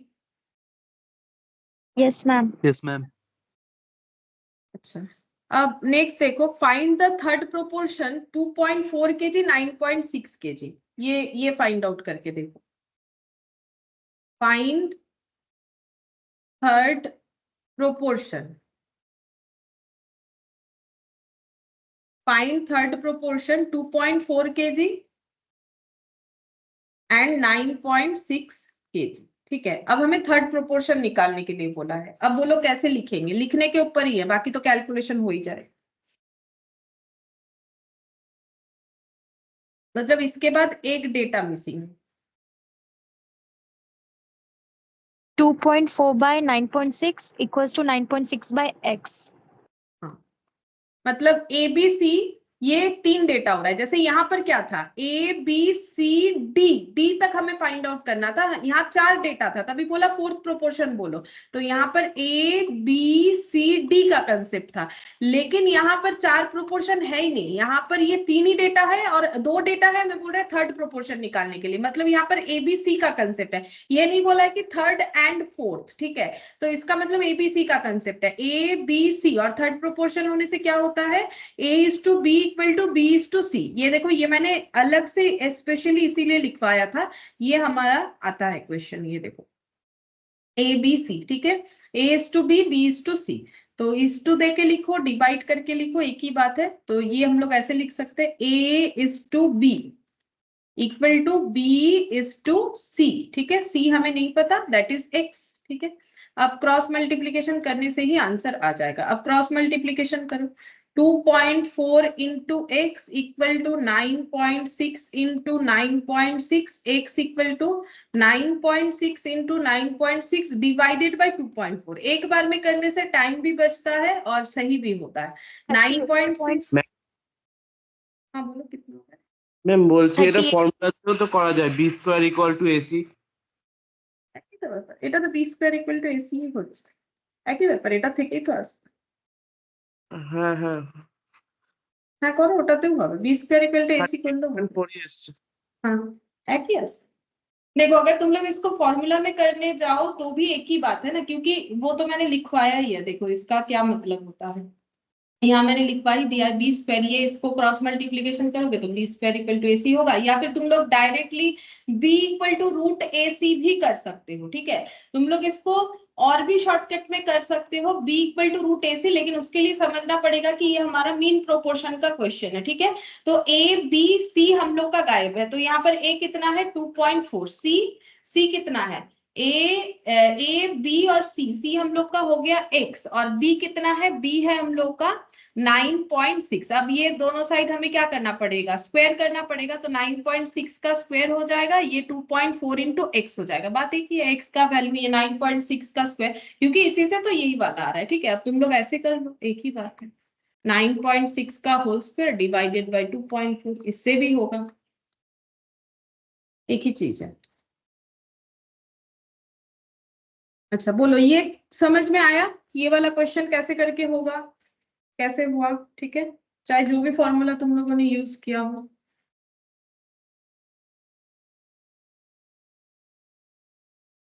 बोलो। Yes ma'am. अच्छा ठीक है, तब हम लोग ये वाला देखते हैं। बोल रहा है find mean proportion between 1.25 and 1.8। Mean proportion between, निकालना है मीन प्रोपोर्शन बिटवीन 1.25 1.8, 1.25 एंड 1.8। बोलो, मीन प्रोपोर्शन निकालने के लिए बोला है, इन दोनों के बीच का, मतलब ये दोनों कौन सा टर्म है बोल सकते हो, ये दोनों कौन सा टर्म है, इसका नाम बोलो। मैंने हर एक टर्म का मैम ए नाम और लिखा सी है। है। extreme term. मैम ए एक्सट्रीम और सी। टर्म, हाँ ए सी तो है, ए सी मतलब ए बी, हाँ एक्सट्रीम टर्म है, बेसिकली इसका टर्म का नाम है एक्सट्रीम टर्म। ठीक है, अब हम लोग ए बी सी मैं किसी आंसर से भी डिनोट कर सकते हैं। हाँ बोलो। आंसर 1.5। 1.5 दिखता है। 1.5। तो देखो, मीन प्रोपोर्शन निकालना है बिटवीन 1.25 एंड 1.8। तो हम लोग कैसे लिखेंगे, ये देखो 1.25 is to x equal to x is to 1.8 ऐसे लिख सकते हो, या फिर ऐसे डायरेक्टली लिख सकते हो ये वाला b equal to root over of a c, ये एक्सट्रीम टर्म है, तो यहाँ पर root over of a c मतलब 1.25 इंटू 1.8, ठीक है, तो यहाँ से b निकल जाएगा जो कि हम लोगों का मीन प्रोपोर्शन होता है, तो 1.25 इंटू 1.8 और इसका रूट अगर हम लोग कर लेते हैं तो आता है 1.5। ये हो गया सबसे शॉर्टकट। बाकी इसी से ही ये बना हुआ है, एक ही बात है, देखो मेन तो यही, ओरिजिन तो यही है, ठीक है, ये इसका जीस्ट है। तो ये देखो ये कैसे होगा, cross multiplication x into x equal to 1.25 into 1.8, तो x का स्क्वायर इक्वल टू 1.25 इंटू 1.8 और x इक्वल टू क्या हो जाएगा, रूट ओवर ऑफ 1.25 इंटू 1.8। वही हुआ, x के जगह b लिख दिया बिकॉज ऑफ द फॉर्मूला, फॉर्मूले में हम लोगों ने इसको b से डिनोट किया था, इसलिए मैंने फॉर्मूला को एज इट इज रखने के लिए b लिख दिया। तुम लोग अगर x भी लिखोगे बात तो एक ही है, ठीक है। तो ये तो देखो फॉर्मूला है, फॉर्मूला तो याद रखना ही पड़ेगा, मतलब देखो जरूरी नहीं है कि फॉर्मूला हमें याद रखना पड़ेगा बिकॉज यहाँ हमारा कंसेप्ट से हो जा रहा है, तो ये भी याद रख सकते हो, ये हमें कभी कभी एमसीक्यू में डायरेक्टली पूछ लेता है, लेकिन ओरिजिन हम लोग का ये हो गया। अब ऐसे करो एक ही बात है, जो तुम लोग को कंफर्टेबल है, तो ये हम लोग का 1.5 आएगा, किसी भी तरीके से निकाल सकते। बोलो ये समझ में आ गया? Yes yes ma'am. मैम। अब ये सब मैंने बता दिया है तुम लोग को, ठीक है। अब हम लोग यहाँ पर ये वाला एग्जाम्पल 1 देखते हैं। देखो बोल रहा है a is to b equal to c is to d equal 2.5 1.5 what are the values of ad is to bc and a plus c divided by b plus d। हम बताते हैं, देखो इसमें क्या बोला है।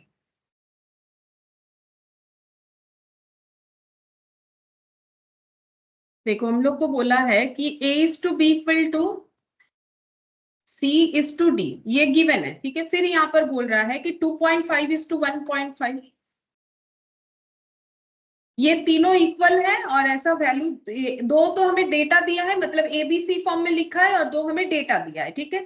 और बोल रहा है वैल्यूज फाइंड आउट करना है, एडी इज टू बीसी, हम लोग को बोल रहा है एडी इज टू बीसी ये कितना है ये बताना है, और नेक्स्ट बोला है a plus c is to b plus d, a plus c is to b plus d ये कितना है ये भी हम लोगों को बताना है, ठीक है।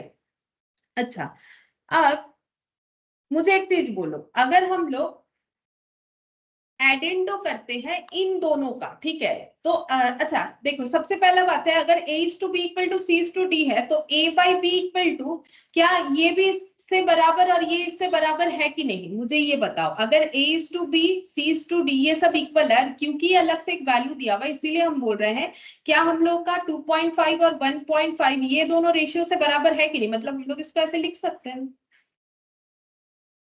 ऐसे ऐसे लिख सकते हैं 2.5 1.5, ठीक है, ये डिवाइड करके लिख दिया। अब देखो ये वाला आसानी से निकल जाएगा, a by b equal to c by d. अब इसका क्रॉस मल्टीप्लीकेशन करो, करके मुझे बोलो कितना आता है, इसका क्रॉस मल्टीप्लीकेशन करो। हम लोगों ने इसको नहीं लिया, ये दोनों को लिया, ये दोनों इक्वल है, मैंने ये दोनों लिया, बोलो क्या होगा। Ma'am ad is equal to bc. ठीक है, अब एडी के नीचे ये वाला लेके जा सकते हैं, इधर बीसी को लेके आ सकते हैं, डिवाइड कर सकते हैं बीसी या नहीं कर सकते। यस मैम, फिर 1:1 तो आ जाएगा रेशियो। हाँ ये 1 बचेगा, इधर 1 बचेगा। अगर तुम लोग को ऐसा लग रहा है 1 कहाँ से आया, यहाँ कुछ नहीं है मतलब 1 है, यहाँ कुछ नहीं है मतलब 1 है, तो अगर हम लोग एडी के नीचे बीसी लाते हैं और इधर का 1 इधर और ये वाला 1 के नीचे ये वाला 1 लेके आते हैं, तो हम लोग का एडी इज टू बीसी कितना आ जाएगा, एडी इज टू बीसी हम लोग का आ जाएगा 1:1, यानी पहले क्वेश्चन का आंसर हम लोग का फाइंड आउट हो गया, एडी इज टू बीसी कितना होगा। बोलो ये समझ में आया कि कैसे हम लोग आसानी से कर सकते हैं। Yes ma'am. अच्छा देखो सबको समझ में आया, मतलब हम इसमें ज्यादा कुछ एक्स वाई जेड लेने का नहीं सोच रहे, क्योंकि उतना हमारे पास टाइम नहीं रहेगा। हम लोग अगर सिंपल थोड़ा अपना ट्रिक दिमाग यूज करेंगे, ठीक है, मतलब थोड़ा हमें सोचना पड़ेगा कि कैसे हम लोग आसानी से चीजों को सॉल्व कर सकते हैं, तो ये आसान सा तरीका है। बाकी तो देखो हम लोग एक्स वाई जेड बहुत कुछ लेके कर सकते हैं, लेकिन वैसा हम नहीं करवाना चाह रहे क्योंकि हमारे लिए रेलिवेंट नहीं है। अगर तुम लोग का सॉल्व वाला होता तो हम ये नहीं करवा सकते, मुझे फिर सॉल्व करके ही करवाना पड़ता। तो बोलो ये समझ में आया कि कैसे AD is to BC आया, सबको समझ में आया ये वाला। Yes, ma'am. अब तुम लोग इस क्वेश्चन को कैसे सॉल्व करोगे, इसका आसान सा तरीका बताते हैं। तुम लोग इसका एडेंडो प्रॉपर्टी करो। क्यों? देखो, क्योंकि इसमें a प्लस सी है, तो a प्लस सी मतलब first term and first term का एडिशन, और b प्लस डी मतलब second term and second term का एडिशन। और इसको तो मैंने तुम लोग को एक्सप्लेन करते हुए समझाया, ठीक है। तो मुझे बोलो कि अगर हम लोग लिखते हैं ऐसा, a plus d divided by b plus ये सेकंड वाला क्या हो जाएगा, नहीं a प्लस डी तो नहीं, मुझे क्या लिखना पड़ेगा, फर्स्ट टर्म a है, फर्स्ट टर्म इधर c है, और ये हो गया second term and second term, ठीक है। ये एडेंडो से हम लोग लिख सकते हैं। तो ये इक्वल टू क्या हो जाएगा, ईच टर्म ऑफ, नहीं सॉरी, ईच रेशियो, ये इक्विवेलेंट टू होता है, मैंने लैंग्वेज क्या लिखवाया था वही लिखवा देते हैं, ईच टर्म, ठीक है, ईच टर्म, हाँ, हर एक टर्म इसके इक्विवेलेंट होगा, इक्वल टू हम लोग का ईच टर्म हो जाएगा, ठीक है। तो इसका मतलब a plus C divided by b plus d, मैंने ये वाला नहीं लिया, ये डेटा था इसीलिए मैंने इसको नहीं लिया, इसमें ऐड करेंगे तो फिर सोल्यूशन होना मुश्किल हो जाएगा, ठीक है। तो ईच टर्म, तो कोई एक टर्म बोलो जहां पर हमें वैल्यू मिल रहा है, क्योंकि देखो तुम लोग के पास ऑप्शन रहेगा तो समझ में आ जाएगा आंसर किस में होगा। यहाँ तुम लोग को शायद नहीं दिख रहा है, तुम लोग का ऑप्शन रहेगा, तो आंसर जो है हमारे डिजिट में आने वाला है, ठीक है। हम बता देते हैं आंसर हमारा डिजिट में है, ठीक है। मान लो ऑप्शन में हमारा आंसर डिजिट में है, तो तुम लोग को आंसर डिजिट में लाना पड़ेगा। अब बोलो, ये अगर एडेंडो, ये कौन सा प्रॉपर्टी हम लोगों ने यूज किया, एडेंडो प्रॉपर्टी यूज किया, ठीक है। एडेंडो प्रॉपर्टी के हिसाब से कोई भी रेशियोज, जितने भी सारे रेशियोज है, उसका फर्स्ट टर्म का addition divided by second term का एडिशन करने से वो हर एक टर्म के साथ बराबर होता है। तो यहाँ मुझे क्या लिखना चाहिए कि मुझे आंसर डिजिट्स में मिल जाए, मतलब एबीसी ना रहे। तो क्या हम लोग इसमें लिख सकते हैं 2.5 डिवाइडेड बाय 1.5, क्योंकि ये भी तो मेरा एक टर्म है इसी रेशियो का। बोलो, ये लिख सकते हैं कि नहीं लिख सकते हैं? Yes ma'am. देखो, क्योंकि हम लोग को क्या करना चाहिए, a प्लस सी प्लस 2.5 तुम लोग बोलोगे, और नीचे हो जाएगा ऐसे b प्लस ई प्लस 1.5, ठीक है। ये भी तुम लोग कर सकते हो, लेकिन ये करने के बाद तुम लोग का आंसर, अब ये अगर हर एक टर्म के साथ बराबर है, ये ऐड करके जो भी हमारा आंसर आता है, मैंने तुम लोग को थोड़ी देर पहले प्रूफ करके दिखाया, ये इक्विवेलेंट टू a बाई बी भी होगा, ये answer equivalent to c by d भी होगा, और यही answer equivalent to 2.5 divided by 1.5 होगा। तो मैंने इस आंसर को 2.5 डिवाइडेड बाई 1.5 से इक्विवेलेंट कर दिया है, ठीक है। अब मैंने यहाँ पर दो ही टर्म क्यों ऐड किया, क्योंकि इन्होंने दो टर्म तक बोला था, ठीक है। तो अगर दो टर्म तक भी ऐड करते हैं तो मेरा आंसर इस वैल्यूज के साथ इक्वल होगा, क्योंकि इस टर्म के साथ इक्वल है, ठीक है। तो यहाँ पर हम लोग का आंसर कितना आ जाएगा, 2.5 डिवाइडेड बाई 1.5, इसको सॉल्व करके देख लो कितना आता है। 2.5 डिवाइडेड बाई 1.5, देखते हैं कितना आता है, कैलकुलेटर पे करके देख लो। अच्छा, ये तो पॉइंट में आ जा रहा है, छोड़ो, हम लोग इसको डिवाइड कर लेते हैं। 25 बाई कितना हो जाएगा, 15, दोनों जगह पे सेम जगह पे पॉइंट है, ठीक है। इसमें भी पॉइंट के बाद एक डिजिट, यहाँ भी पॉइंट के बाद एक ही डिजिट है, तो हम लोग पॉइंट हटा देते हैं। मतलब बेसिकली क्या होगा, 25 बाई 10 और 15 बाई 10, ठीक है। तो 10 10 कैंसिल आउट, तो मैंने वो पूरा नहीं लिखा, ऐसे लिख दिया। तो 5 3 15, 5 5 25 और 5 3 15, 5/3, ये देखो आंसर हम लोग का आएगा 5:3, ठीक है। तो एडेंडो से हम लोग लिख सकते हैं कि हम लोग अगर रेशियोज जो कंटिन्यू चल रहे हैं उसमें अगर हम लोग एडिशन करते हैं तो हम लोगों का फर्स्ट टर्म का एडिशन और सेकेंड टर्म का एडिशन, तो आंसर हम लोग का ईच टर्म के साथ इक्विवेलेंट होता है, ठीक है। तो ये हम लोग का आंसर होगा। अच्छा, और एक एग्जाम्पल है, वो करके देखो, सेम इसी तरीके के कंसेप्ट में है, ठीक है। और एक example, if a by 3 equal b by 4 equal c by 7 equal, अच्छा ये बस इतना है। तो बोल रहा है कि प्रूफ दैट, हमें प्रूफ करके देना है। अच्छा, क्या प्रूफ करके देना है, a plus B plus C divided by c equal to 2 होना चाहिए, ये बोल रहा है। हमें ये प्रूफ करके देना है कि a plus B plus C divided by c 2 होगा। तो तुम लोग इसमें एडेंडो लगाओ, क्योंकि देखो हमें क्या बोला वही है, आंसर হচ্ছে না, हैं? 2 ही तो হবে, 3 + 4 + 7 डिवाइड बाय 7। 3 + 4 + 7 ডিভাইডেড বাই 7, কিন্তু কেন হবে 3 + 4 + 7, তো কেন অ্যাড করব সেটা বলো। a = 3, b = 4, c = 7। আচ্ছা, মানে তুমি কি করেছো, এরকম করেছো, a/3 = b/4 করে a মানে 3b টা তুমি বের করছো কিভাবে সেটা বলো, মানে কিছু তো একটা মানে করতে হবে, কে ধরতে হবে বা মানে কিভাবে 3b টা কিভাবে আসছে সেটা বলো। না ম্যাম, a ইকুয়াল টু 3 বলছি। আচ্ছা a = 3 কেন? Equal to 4, c equal to 7। কিভাবে এটা তো a/3 আছে, তাহলে a = 3 কি করে হবে?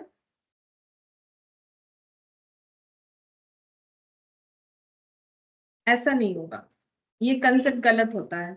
देखो तुम लोग के पास दो ऑप्शन है, एक सीधा ऑप्शन ऐसा होता है सिंपल जो है, तुम लोग ये सबको मान लो के, ठीक है, के कांस्टेंट। क्यों मैंने बोला, बोल रहा है कि a/3 का जो वैल्यू है, b/4 का जो वैल्यू है, c/7 का जो वैल्यू है, सारे वैल्यूज क्या है, इक्वल है। तो मतलब इसका आंसर अगर 2 है, इसका आंसर 2 है, तो इसका भी 2 होगा, या फिर इसका आंसर এভাবে তো হয়ে যায়। है। a equal to 3 K, b equal to 4 K, c হ্যাঁ ইকুয়াল টু 7। কেটা লিখতে হবে, তুমি যদি শুধু 3 বলো তাহলে তো ভুল না, শুধু 3 হবে না, শুধু 3 কি করে হবে, के बोलता है। देखो ये वाला जो है, ये हम लोग का, अगर हम लोग इसे 2 2 2 मानते हैं तो सभी का वैल्यू 2 होगा, अगर हम लोग 4 लेते हैं तो सभी का वैल्यू 4 होगा। क्या हम लोग के जगह 2 4 कुछ भी ले सकते हैं? बिल्कुल, तुम लोग कुछ भी लो, आंसर सेम आएगा, लेकिन हम इसको के मान लेते हैं, ठीक है। तो अगर a/3 भी मेरा के है तो a = कितना होगा, 3k। हम लोग a = 3 नहीं बोल सकते, ये गलत होता है। a = 3 कैसे पॉसिबल है, अगर a/3 है तो b = कितना हो जाएगा, 4k। c/7 = k है तो c = कितना हो जाएगा, 7k। अब तुम लोग क्या कर सकते हो, यहाँ पर abc का वैल्यू पुट कर दो, 3k + 4k + 7k divided by c का मतलब कितना है, 7k। तो ये हो गया हम लोग का 7 + 3 10 10 और 14k डिवाइडेड बाय 7k, यानी 2 आ गया। अब जो हम बोल रहे थे, क्या k के जगह तुम लोग 2 लोगे तो भी आंसर आएगा, बिल्कुल आएगा। यहाँ पर अगर तुम लोग 2 ले लेते हो, ठीक है, तो मुझे बोलो a का वैल्यू कितना आएगा। अगर तुम लोग 2 मान लेते हो तो a का वैल्यू कितना आएगा, बोलो, मतलब चेक कर लो ना कंफ्यूजन के।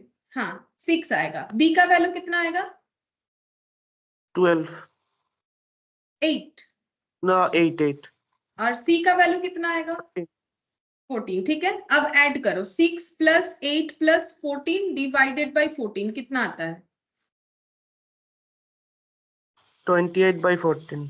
कितना आएगा, 2। ठीक है, अब तुम लोग कुछ भी नंबर लो, 2 लो, 10 लो, 100 ले लो, 500 ले लो, लेकिन नंबर के चक्कर में जाने से मल्टीप्लिकेशन मतलब बढ़ जाता है। तो इसीलिए सिखाया जाता है कि के मानो। के का कंसेप्ट क्या है, के डिनोट करता है कांस्टेंट वैल्यू, मतलब एक ऐसा वैल्यू जो इसका इसका और इसका सेम है।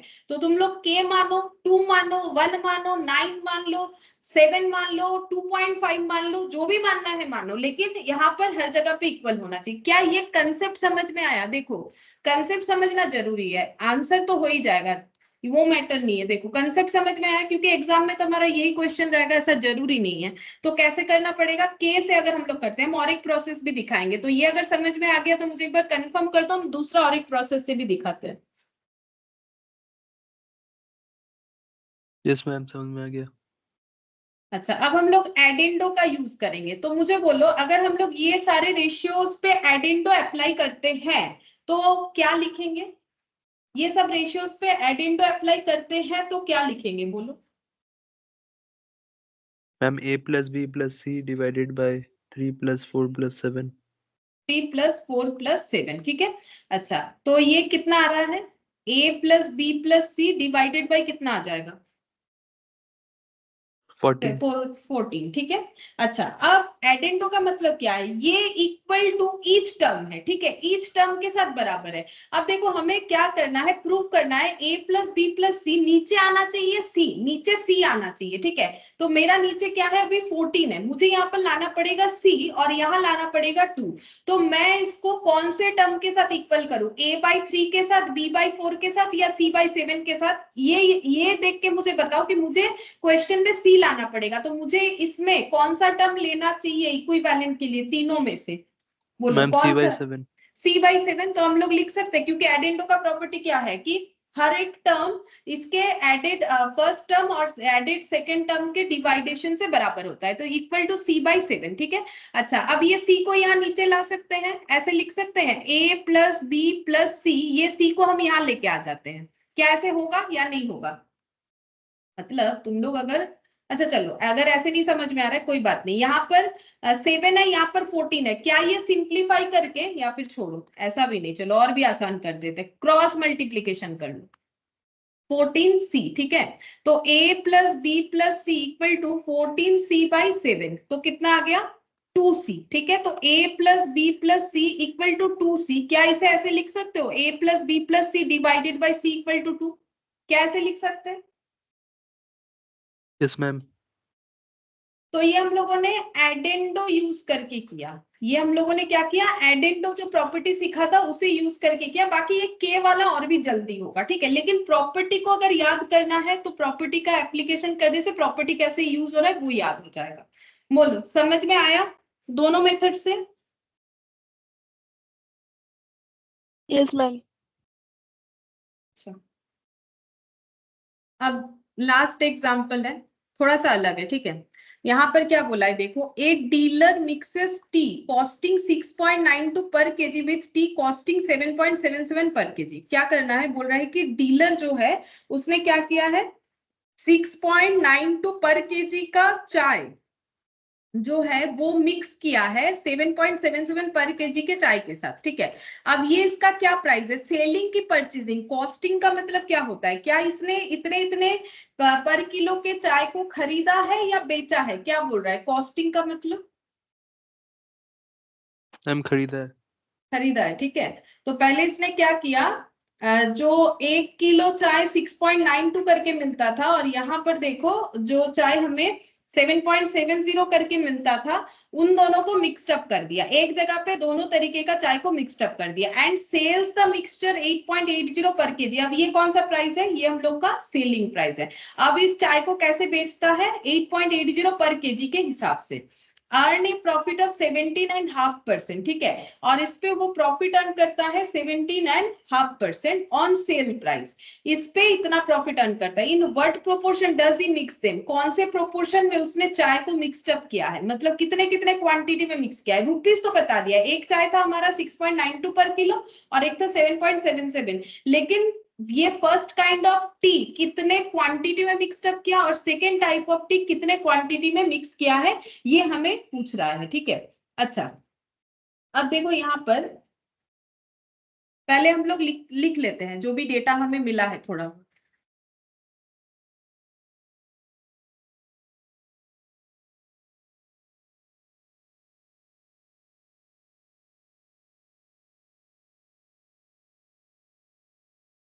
यहाँ पर लिखते हैं एग्जाम्पल 3, ठीक है। सेलिंग प्राइस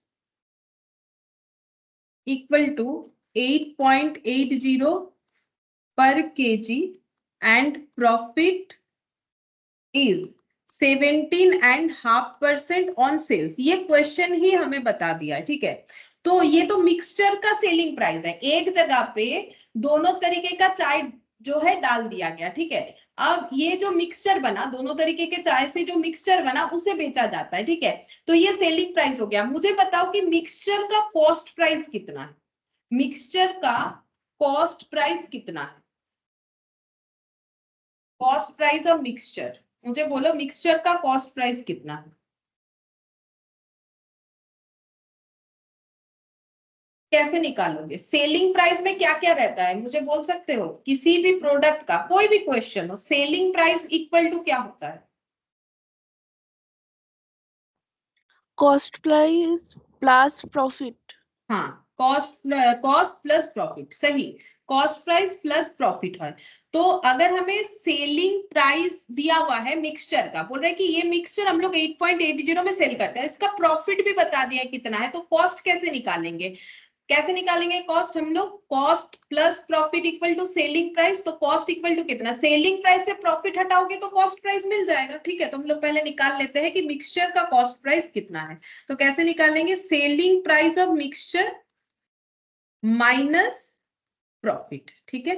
तो मिक्सचर का सेलिंग प्राइस कितना है 8.80 और प्रॉफिट कितना है बता दिया है, सेल पे 17.5%, तो 8.80 इंटू 17.5%, क्या हम लोग इसको 17 6.5 लिख सकते, बिल्कुल लिख सकते हो। देखो 17 इंटू 2 कितना होता है 34, 34 प्लस 1 35 डिवाइडेड बाई 2 कर लो, देखो 17.5% ही आएगा। अच्छा 8.8 इंटू 17.5% तो कितना आ गया 1.54, ठीक है। तो 8.80 में 1.54 का प्रॉफिट है, ठीक है। तो कॉस्ट कितना आ रहा है 7.26, ठीक है। मतलब ये जो मिक्सचर बना दोनों तरीके के चाय से, उसका कॉस्ट बन रहा है 7.26 पर केजी, ठीक है। 7.26 पर केजी करके इसका मिक्सचर बन रहा है।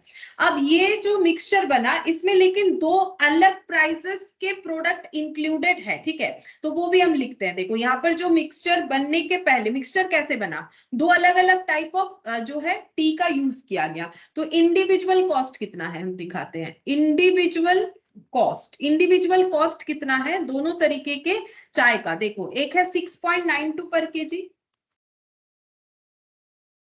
और एक है हम लोग का 7.77 पर केजी, ठीक है। अब ये दोनों चाय को मिक्सड अप करके हम लोगों ने जो मिक्सचर रेडी किया उसका कॉस्ट निकल के आ रहा है 7.26, ठीक है। तो ये इसके साथ अगर कंपेयर करेंगे, जो चाय का कॉस्ट हम लोग का 6.92 था, वो मिक्सड अप होने के बाद 7.26 हो गया। तो इस चाय को बेच के प्रॉफिट है कि लॉस है, मतलब अब हम लोग, सॉरी ये क्या हो,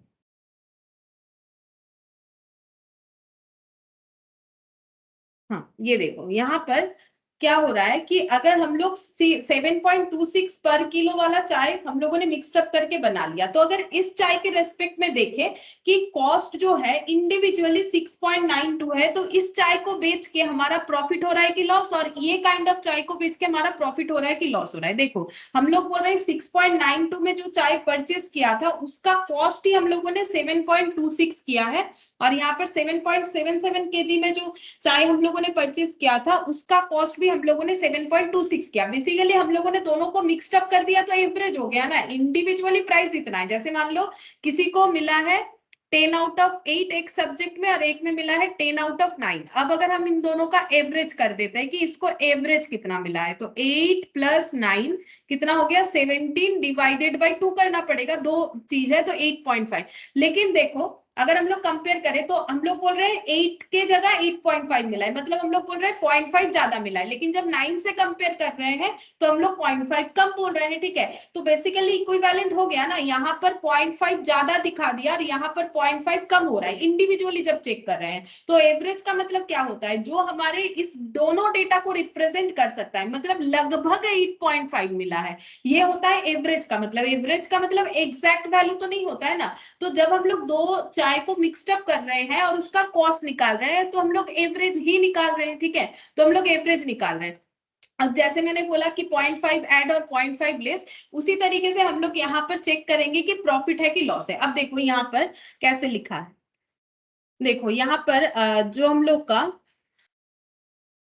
यहाँ पर देखो क्या दिया है, second difference profit by selling 1 kg of second kind 7.26 ये इतना पैसा। अच्छा ये देखो, हाँ यहाँ पर देखो हम लोग अगर बोल रहे हैं 7.77 केजी का जो चाय है ये हम लोग सेल, इसका कॉस्ट हम लोगों ने 7.26 माना है, ठीक है। कॉस्ट कम कर दिया और यहाँ पर हम लोगों ने कॉस्ट को क्या किया है, मतलब एवरेज के अकॉर्डिंग यहाँ पर हम लोग का कॉस्ट क्या हो गया है, बढ़ गया है, ठीक है। एवरेज के अकॉर्डिंग यहाँ पर हम लोग का कॉस्ट बढ़ गया है और एवरेज के अकॉर्डिंग यहाँ पर हम लोग का कॉस्ट कम हो गया है।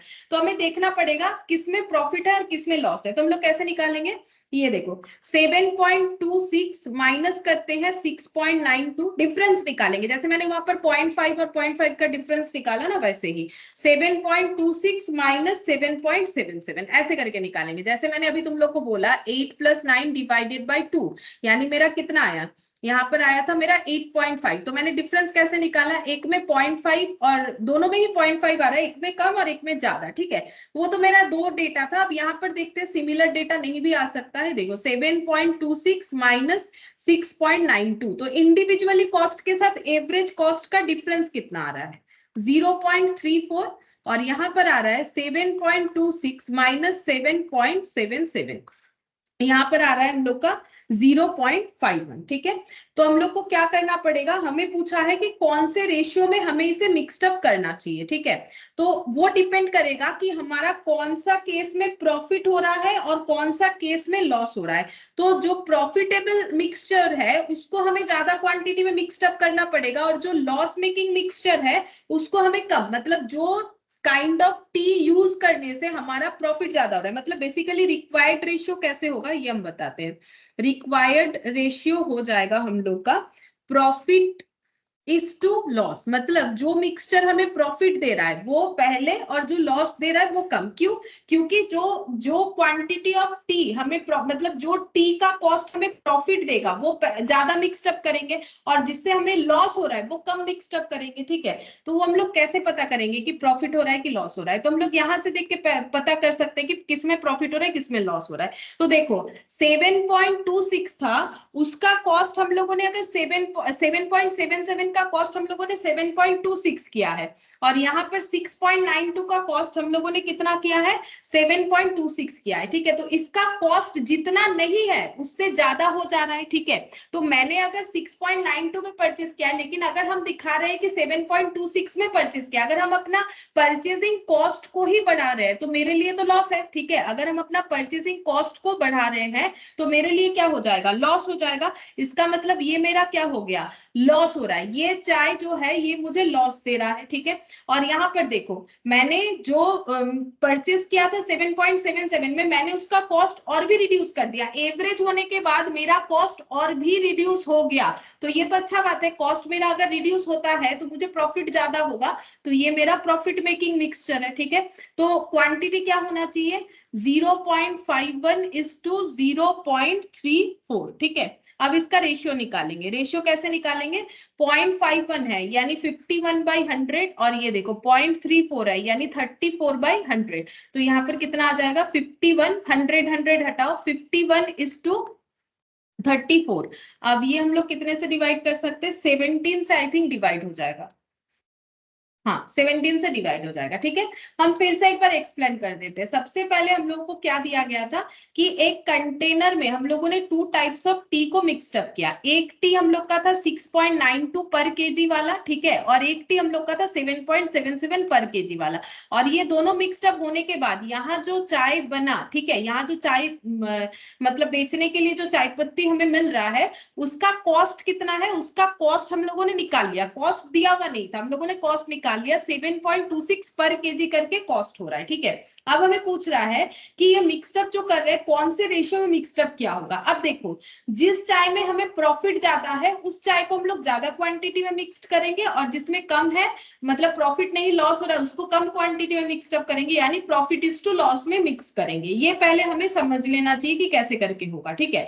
अब हम लोग कैसे करके निकालेंगे कि कितना कितना होना चाहिए। अब हम लोग देखेंगे कि हम लोग का कौन से केस में प्रॉफिट है कौन से केस में लॉस है, ठीक है। तो हम लोग अगर अपना कॉस्ट कम कर सकते हैं, जैसे मान लो मैंने एक पेन 10 रुपए में खरीदा, 2 रुपए प्रॉफिट लगा के 12 रुपए में बेचा। अगर उसी पेन को हम 8 रुपए में खरीद सकते हैं और 12 रुपए में बेचेंगे, मेरा सेलिंग प्राइस फिक्स्ड है लेकिन मैंने अपना कॉस्ट को कम कर दिया, तो मेरा यहाँ प्रॉफिट 4 रुपीज का दिखेगा, अगर बाई चांस हम अपना कॉस्ट कम कर पाते हैं। तो यहाँ पर मिक्सड अप करने के बाद मेरा किसका कॉस्ट कम हो गया और किसका कॉस्ट ज्यादा हुआ, देखो। तो यहाँ पर हम लोग का कॉस्ट जो है कम हुआ है इसका, ठीक है, और यहाँ पर कॉस्ट जो है हम लोग का कम ज्यादा हुआ है ये वाले डेटा, ये वाले चाय का, ठीक है। 7.77 पर केजी वाले चाय का हम लोग का जो कॉस्ट है वो हम लोग का यहाँ पर कम हो रहा है, ठीक है। मतलब ऐसे कंपेयर करो, देखो किसका कम हो रहा है, हम लोग का 7.77 से कितना हुआ है 7.26, ठीक है, और ये मेरा बढ़ गया है। तुम लोग को कंपेयर कैसे करना है, कॉस्ट कम हुआ कि ज्यादा हुआ। कॉस्ट इसका इतना था लेकिन अभी कितना है, अभी तो इस चाय का कॉस्ट भी 7.26 है, इस चाय का कॉस्ट भी 7.26 है, ठीक है।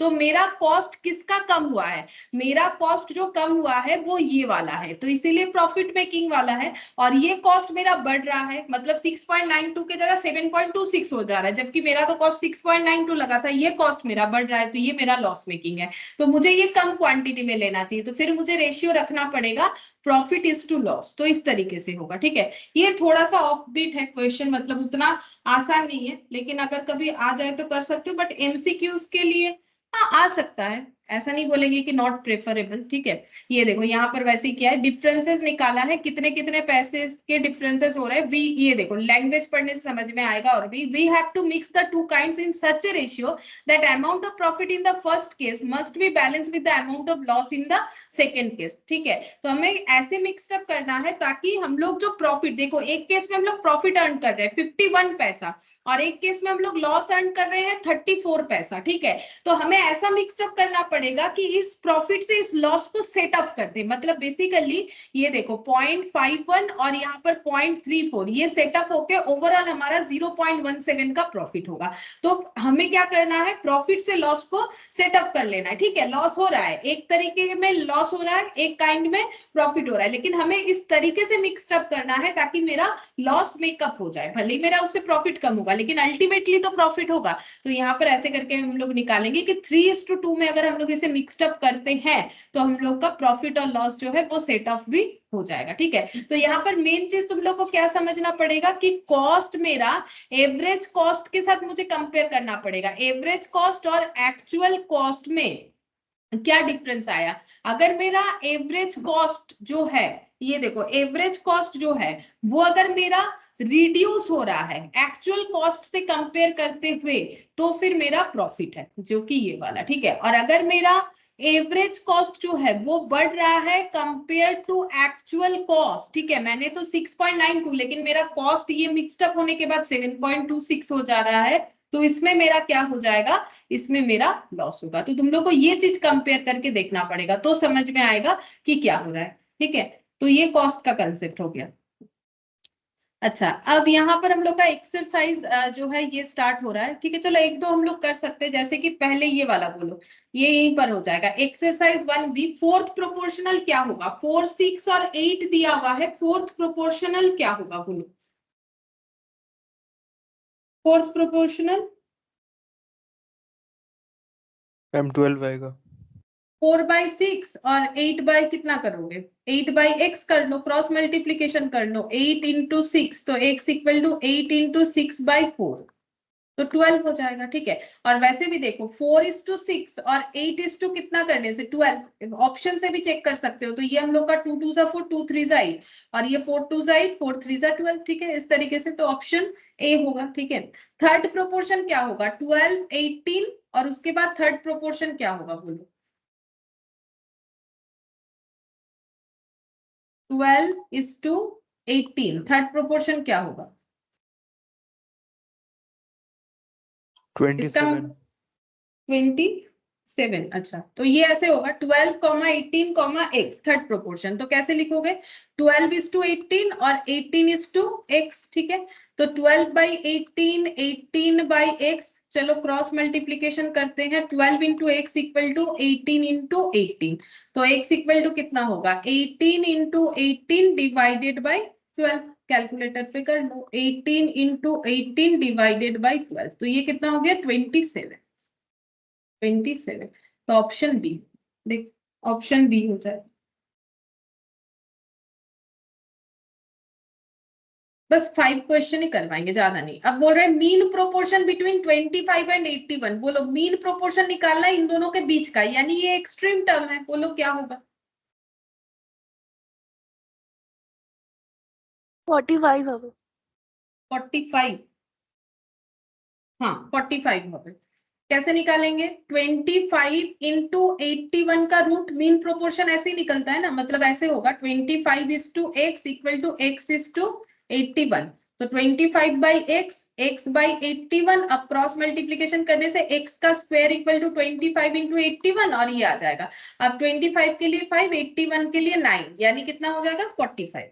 अच्छा, the number which has the same ratio to 26 that 6 has to 13, बोल रहा है वो कौन सा नंबर है जिसका 26 के साथ रेशियो करने से जो आंसर आएगा वो 6 और 13 का रेशियो करने से वही आएगा। तो 6 और 13 का रेशियो तो 6:13 है, हमें बोला है 26 के साथ उस नंबर का रेशियो करना पड़ेगा। तो कैसे निकालोगे, बोला है the number which has same ratio to 26, मतलब 26 पीछे आना चाहिए ना, number which has the same ratio to यानी डिवाइड, तो वो नंबर डिवाइडेड बाय 26 यानी नंबर इज टू 26। तो देखो 26 के लिए तो 13 हो रहा है ना, क्योंकि ये भी तो इक्वल है।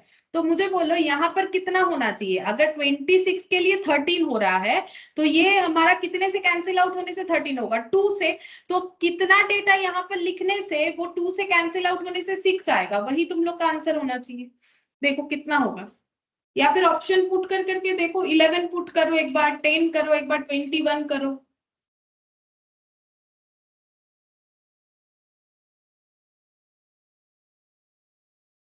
बोलो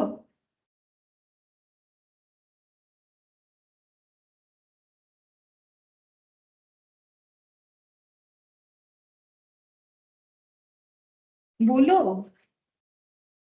26 एक नंबर है जिसका रेशियो अगर 26 के साथ करते हैं तो वो 6 और 13 के साथ इक्वल होता है। तो अगर ये 26 13 हो जा रहा है, कैसे करके होगा, तो यहाँ पर ये 2 से डिवाइड करके हुआ, तो ये 6 है, तो ये 2 से डिवाइड करने के बाद 6 बचेगा, तो पहले कितना रहा होगा, बोलो। 12। हाँ 12 रहा होगा, तो हम लोग का आंसर क्या हो जाएगा, नन ऑफ दिस। या फिर तुम लोग ऐसे निकालो, ऐसे भी तो निकाल सकते हो, 12 आ जाएगा, x into 13, 26 into 6, x equal to 26 into 6 divided by 13, हो गया 12। ये टाइम टेकिंग है, ये थोड़ा सा मतलब हम लोग अपना जो है बेसिक सेंस लगा के कर सकते हैं। देखो अगर मेरा ये 6:13 के साथ इक्वल होगा तो 26 का 13 कैसे हो सकता है, 2 से डिवाइड करने से। तो कोई डेटा 2 से डिवाइड करने के बाद अगर 6 हो गया है तो वो पहले कितना रहा होगा, 12। तो आंसर हम लोग का नन ऑफ दिस होगा। And last question, fourth proportional क्या होगा, ये वाला, इसका फोर्थ प्रोपोर्शन क्या होगा, 2a a स्क्वायर और c लिखा हुआ है, फोर्थ प्रोपोर्शन हम लोग का क्या होगा, x मान लो ना fourth proportion, 2a by a square और c बाई x। तो 2a इंटू x और a स्क्वायर इंटू c, तो x equal to a square into c divided by 2a। तो देख लो कितना होता है, इतना ही होगा, a c डिवाइडेड बाई 2, ये वाला। देखो समझ में आ गया, फिफ्थ का आंसर ए होगा। बोलो समझ में आ गया, यही लास्ट क्वेश्चन है, और नहीं करेंगे। Yes ma'am. ठीक है, और बाकी देखो 6 नंबर से लेके जितना भी क्वेश्चन है अप टू हम लोग का 30 तक, तुम लोग को जो समझ में आता है वही ट्राई करके देख सकते हो। ठीक है, मतलब हम अप टू 30 तक ही होमवर्क देते हैं, अब तुम लोग जितना कर पाओ करना। ठीक है, जो कर पाते हो जहां से, ठीक है, जो नहीं कर पाते हो छोड़ दो। बाकी करवाते तो हम सभी है, तो नेक्स्ट दिन सारा ही करवाएंगे, चाहे किसी से पूरा भी हो जाए तो भी ठीक है, नहीं भी हो तो भी ठीक है, लेकिन तुम लोग ट्राई करना। ठीक है, फिर आज इतना ही करते हैं। Thank you ma'am. Bye ma'am. ठीक है, बाय।